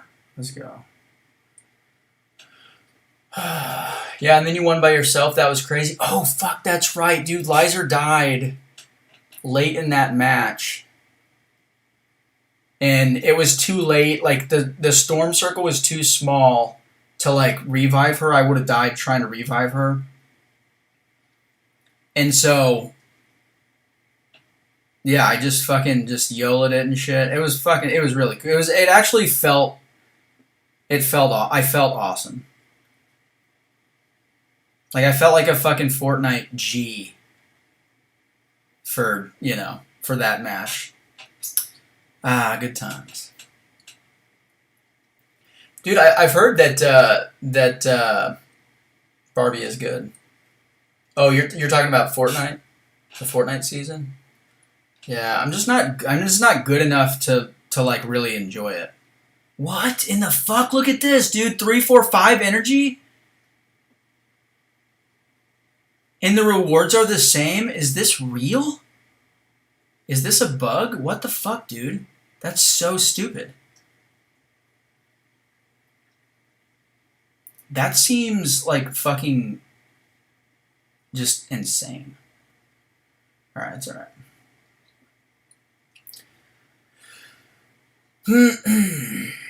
Okay. Tech Defender. Got it. Don't care. Matador. Fighting Dirty. Okay, that's a good one to read. Shocking Revelation. Defender is inflicted with shock debuff. Tech attackers gain a Fury passive. Okay, so shock. Got it. Gotta be a debuff. Got it. If I had Shuri, this would be fucking easy, but I don't. So I'll just use her. Let's check out the boss. Oh, Iron Man. I'll just use her for this shit. Oh, I'm not reading that. Okay. Okay. So, Peace, Hercules, and maybe we should do attack just in case. Maybe we'll do just a debuff. Nah, fuck it. We'll just do Herc. That's fine. Do Herc and Hulk. Allegedly, it's less energy for the 100%. Oh, is it? Oh, because they shortened the map? Wait, did they? This looks the same to me, dude. I mean, okay, if they said that, then I guess that's the only thing they could say to make people okay with it. I just don't know why. Like, why would you bump it up, you know? Like, why? Are they trying to nickel and dime us for fucking energy refills? Like, what is the point? So stupid. But, whatever. Fewer paths? Gotcha. Yo, Noise Time! What's up, man? Alright, well, I'm fine with it. Oh, fewer paths. That's what it is. Okay, yeah. You just said that, and it just didn't register with me. Okay, that is a good change. I mean, I'm fine with this, because I've got like 1 billion energy refills expiring, but all I'm saying is it's just a little bit stupid. But that's all right.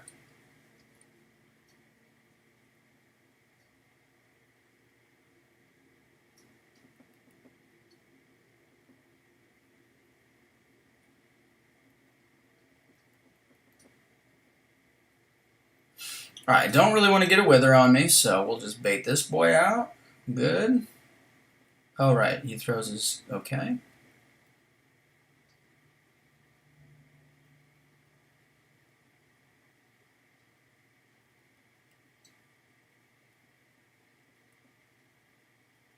God, dude, his fucking resistances are so dumb. I'm not gonna do shit unless I fucking...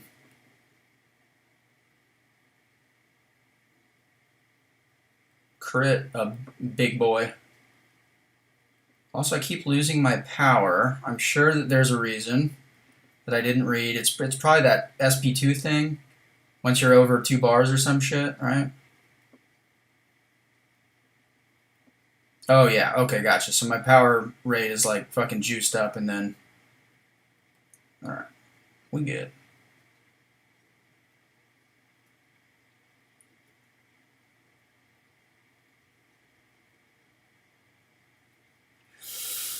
Oh, Nebula. Yeah, that would have worked.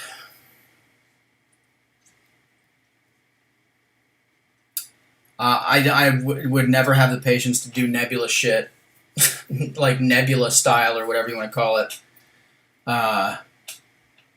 In EQ. Yeah, dude, his resistances are fucking hilarious, honestly. He's pretty sick, dude. Okay, let's do... That's redlining, that's what that is. Alright, let's do... I'll still do Herc, or... Yeah, I'll still do Herc for this. I'll put guidance on just to, you know, just for a little extra. Alright,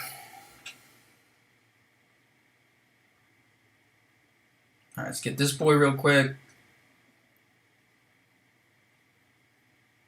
Slap you with this.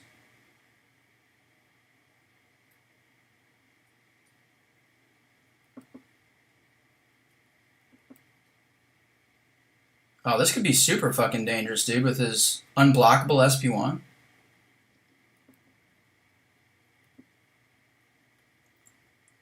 Can't mess up or I'm gonna get fucking wrecked. Probably should have brought Hulkin for this boy.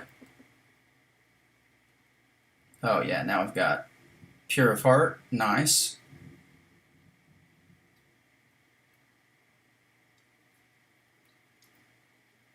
Alright, well, he's... Oh, shit! I forgot about that shit. Oh, fuck. Oh, this is awful. This is bad news. Alright, don't throw that shit. Nice. Yo, Rub, what's up, man? Welcome, Rue.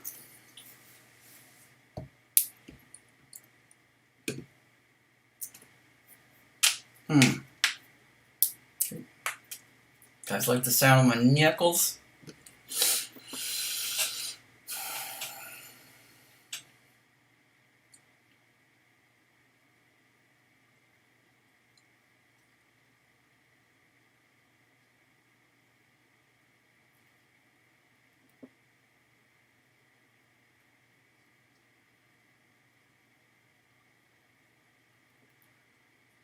Whoa, brother.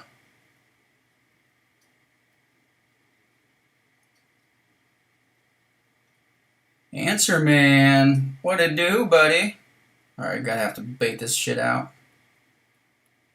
Get smacked. Oh, good. I'm glad we didn't get smacked with it.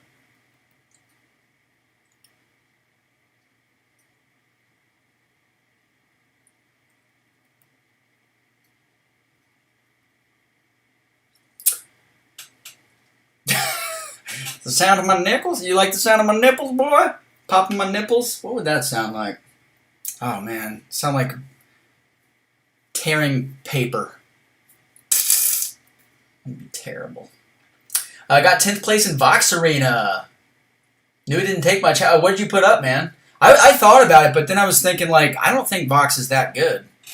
I haven't really looked into him very much either. I basically have given almost no attention to the new champs outside of when we see them on a war map as defenders.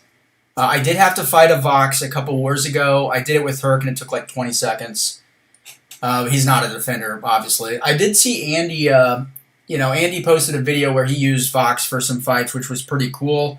I definitely can see there's some niche potential with him, but it seems like, I mean, I don't know, but it seems like everything he can do, there are champs that just do things way better and faster, like fucking Gallon and stuff. But his design, like his I know that like champ designers are actually, they design the abilities and shit, so that's forced me to like kind of rethink how I talk about it, but like the modeling, I guess you could say, is like really fucking cool. So he looks cool, but I don't know if he's any good or not.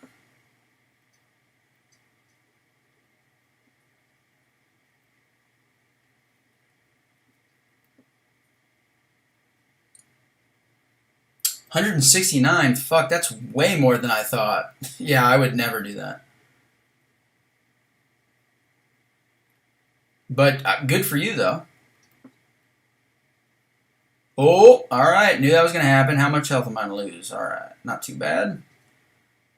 Could be worse. My account is funny because I have all the story beat and I'm still not Paragon. Oh, because of your 6 stars? Wait, Paragon is... You have to have 2 6-star rank 3s? Is that right? You don't have that? What the fuck? That's actually fucking crazy. Alright, we're going to push this dude to his SP2 so that he doesn't build a bunch of self-poisons. I'm glad the BG is in here, or was in here 2 minutes ago, because this is the BG champ. And I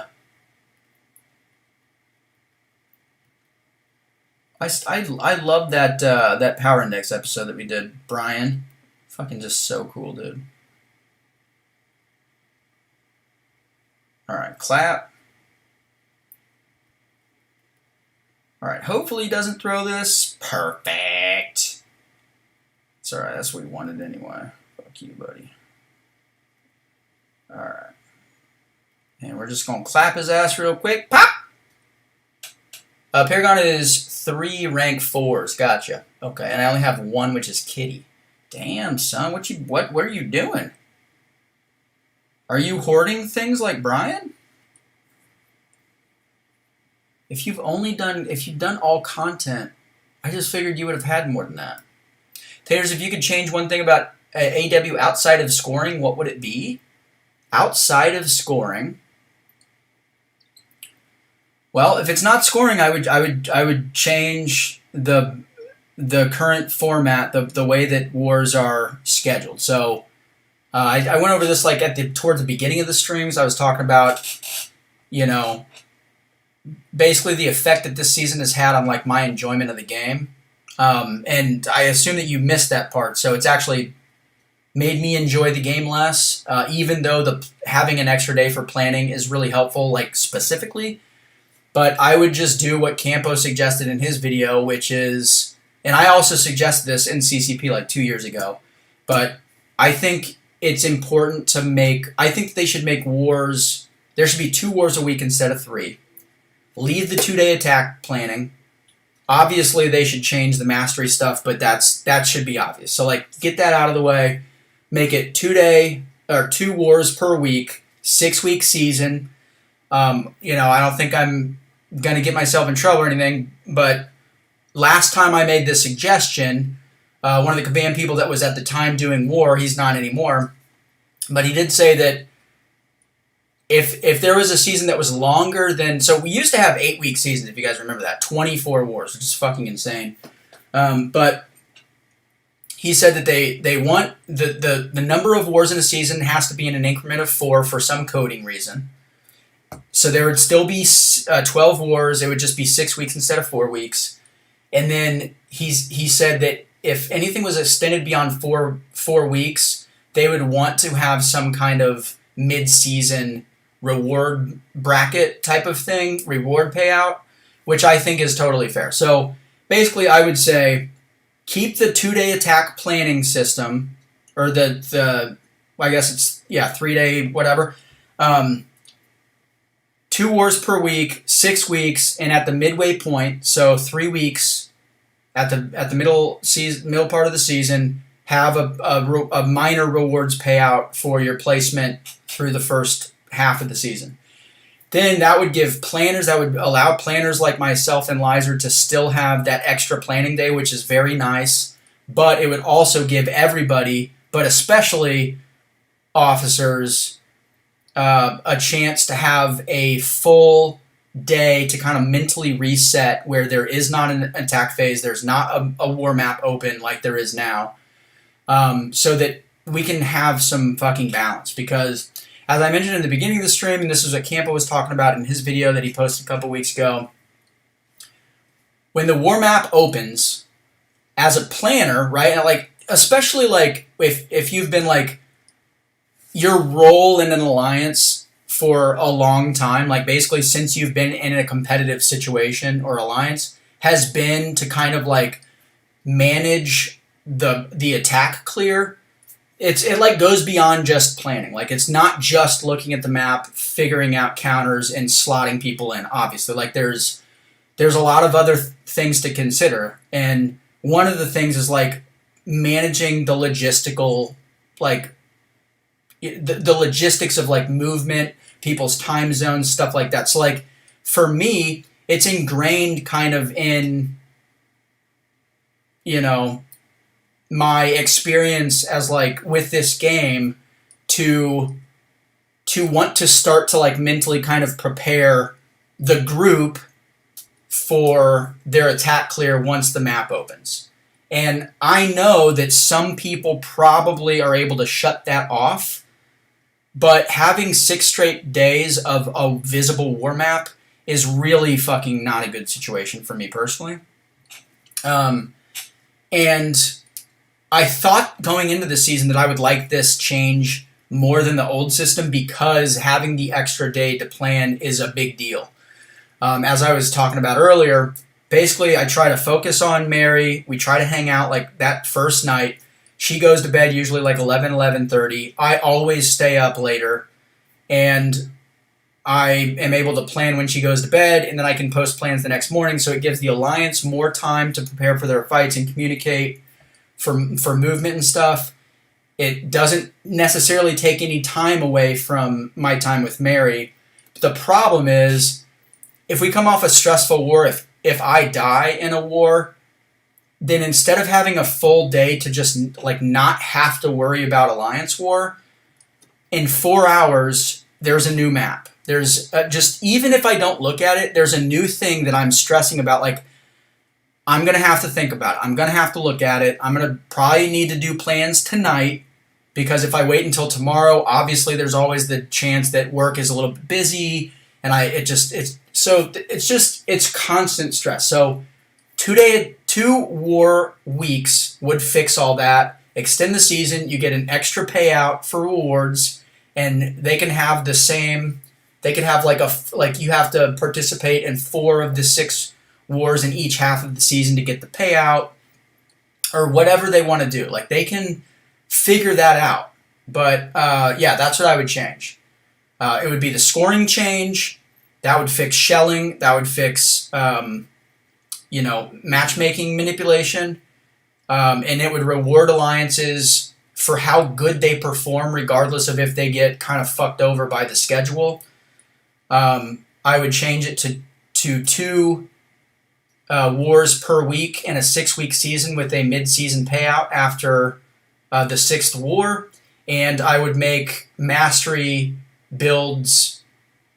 I would change the mastery builds for defense to what they are for Battlegrounds. And what Campo had brought up is that wouldn't fix alliances that have basically an optional participation in Alliance war. That wouldn't fix the issues that this system has caused for them, like switching people out, making sure that they have their defense is placed in both map tiers and shit, which that whole thing is stupid too. The other thing I would change is I would just have whatever your defense is, it applies to all maps. You should not have to manually place your defenders on 2 separate maps. And if you have a defender change, have to go into 2 separate maps to change that defense. You shouldn't have to do that. It's ridiculous. But anyway, I feel like if they do that, Alliance War would be in the best state that it's ever been in. Now, they would also need to make things harder, because the other factor with the current state of Alliance War is it's so competitive now and in the last 8 months that it really it's an unhealthy level of competitive, in my opinion. So I was thinking of this analogy because I was thinking about this war that we have right now against Salty. Salty, this season, has been the best alliance in the world.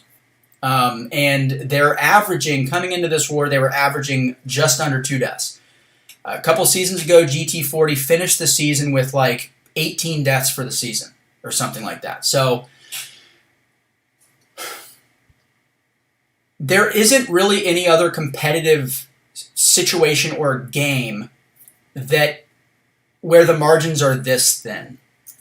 So I recently rewatched The Last Dance, It's the the mini series, the documentary series or whatever about the 98 Bulls, their last run with like Michael Jordan and shit. It's like the greatest dynasty in NBA history, and those 3 years that for that second repeat that they had was the best 3-year stretch in NBA history. Like they were the most successful, and the best that they ever did in the season was 72-10, which is obviously very, very good, but they had 10 games that they lost. And then the thing with basketball games and football games and baseball and shit is like you have all these possessions. So a basketball game nowadays might have 100 possessions. And you're not going to win every possession. You're not going to score on every possession. And that's okay. There's a built-in kind of margin for error. If you fuck up the first quarter and you have 6 turnovers and you miss a bunch of shots, you can still get back from that. In our system currently in Alliance War, for example, up against Salty, if we die once, we could lose, And not only that, but there's 150 fights. So when you use like the basketball analogy, you've got like, let's say 110 possessions per game. That would be a pretty quick pace, but say 100 possessions per game. And you're probably going to succeed on 55 of those, 60 of those maybe. And that would be like an elite offense. And, we're talking about like the success rate to win at the very top of Alliance War right now. It has to be like 99%. Like you have to basically be able to get through 150 fights with 2 or fewer deaths. That is really not healthy. That's really not healthy. And like it's been like that for the last year, basically. And I think that something can be done to try to change that. A lot of the boost ideas that you've had in the past with your videos, Brian, I think would help that. I thought your idea with like, points based on how you clear, like a mini game type of boss situation would be very, very cool. And that would definitely help with like tiebreakers and shit in Alliance War. But,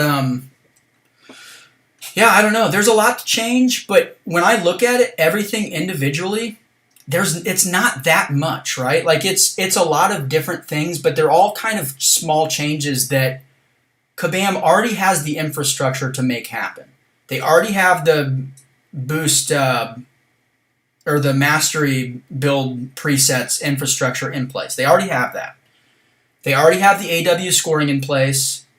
They can... let's throw this bitch. Oh, hell yeah. They already have that in place. They'd just be changing decimals, like just rearranging how they score things. The 6-week season would be a little bit tough, I think, but they can do that. They can fucking do it. So, I don't know. That's what I would change. I know it would be a better system. I know that because I've been playing Alliance War for 6 years or whatever. But I don't know, man.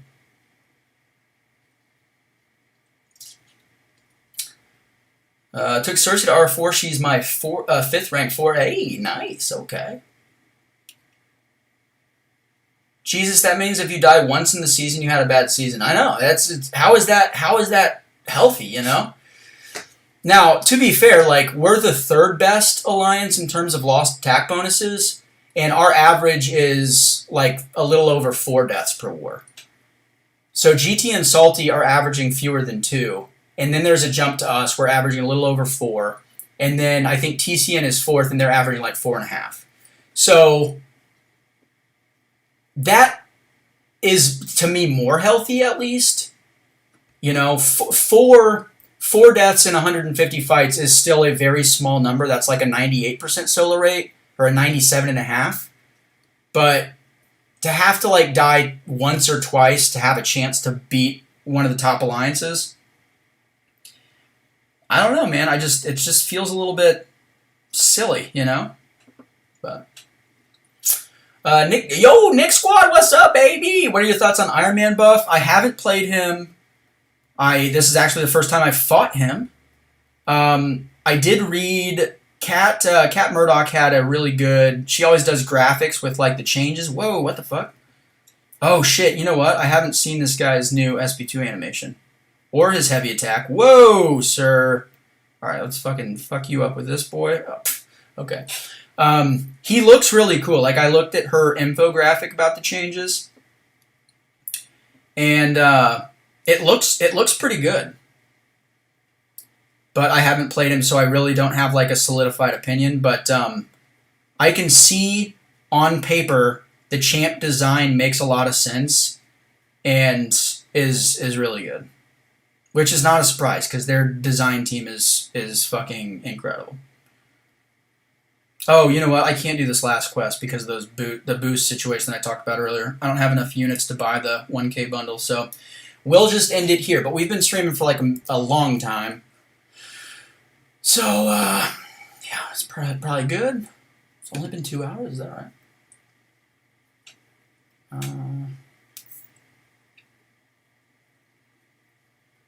Guess we've been going for a little over 2 hours, yeah. I have other things I want to pick your brain on one day, but I gotta run, so another time, my friend. Anytime, Brian. You're welcome to message me anytime on online. I don't use Discord anymore, so... But yeah, man, I would love to do that. Okay. Brian, have an awesome day, sir. Thanks for popping in. Oh, AFO, I didn't say hi to you. What's up, dude? Let me read your comments real quick. People have no idea time zones, people's preference of champs to use, niche placements, helping some people through specific fight styles, 100%. You spend a bunch of time explaining fights sometimes, especially when the global is new. Dude, so what I've been trying to do since the first week of this season, so basically after War 3, alright, so the first 3 wars we won, we were feeling decent. We had 2 elite clears and 1 clear where we won, but we weren't as good as we wanted to be. And then War 4 we matched Salty.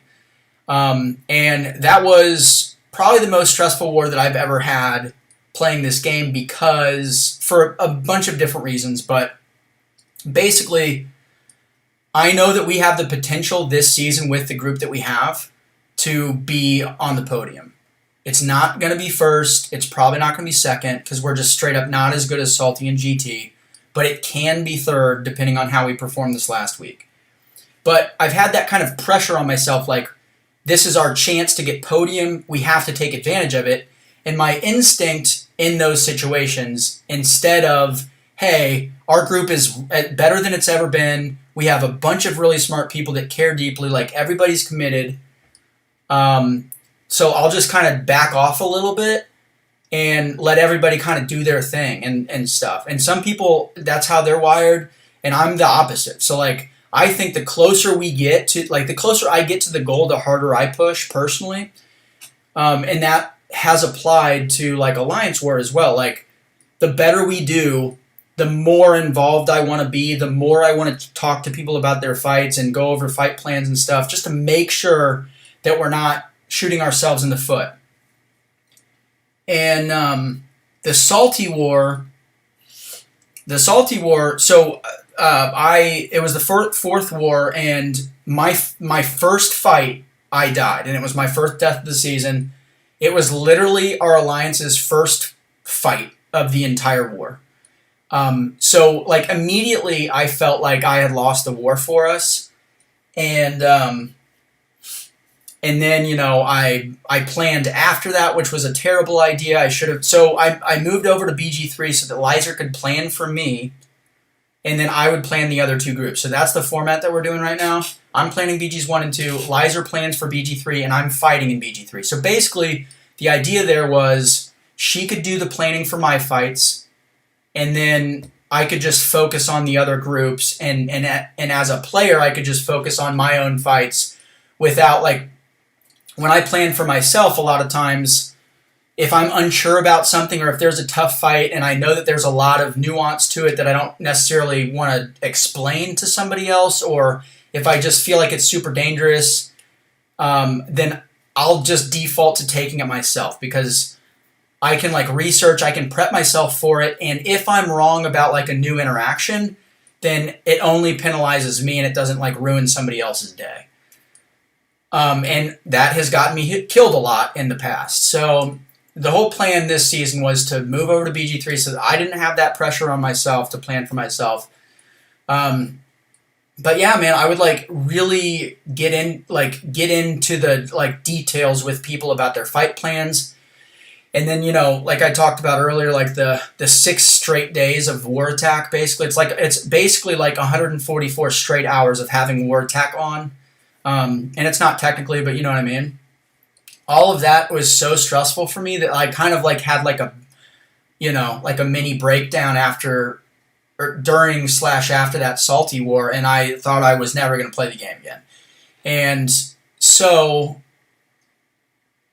since then, I've been trying to wane myself off of like getting into people's business about their fights, and basically employing everybody in the group to like peer review each other's plans. So a lot of times, a player, like, I'll post the plans and I'll put miniature notes or whatever. Like, tag Ray. He's talked with Ray about this fight. Talk with this person about this fight. Whatever. And so what it's become this season has been a good balance where we have people that are going through, they're doing their own write-ups for their fights, like writing out their strategies and stuff. And instead of sending it to me and discussing it with me, they'll post it in their group. And then everybody can kind of chip in with ideas. They'll read over it. Obviously we have officers in each group. And, everybody I think is pretty smart, so they can read through the plans and they'll either say, hey, that looks great, or, hey, I think you should tweak this, or, hey, I took this fight a couple of wars ago, let me share the video. So it's more of like a community situation now, which is good, because I was really just not like in a happy place or whatever, even though we were doing very well. So, but yeah, managing everything and like having all those ongoing conversations with people about their fights is just too much. And I was doing it for 2 battle groups, so yeah, I just couldn't do that anymore. But so an extra day would really, really fucking help to have that time off to be able to switch our brains off and not focus on Alliance War. Anyway. F Burger, yo, picking Tater's brain can be a scary thing. Yeah, I bet, dude. Absolutely. Okay, guys, that's it. Thanks for popping in. I appreciate it. Good luck rest of the war season, and good luck in the NFL season for your team. That starts today, so that is it. But thanks for popping in, and I'm going to chill here for the next 30 seconds so that the stream doesn't cut off. And then I will end the stream.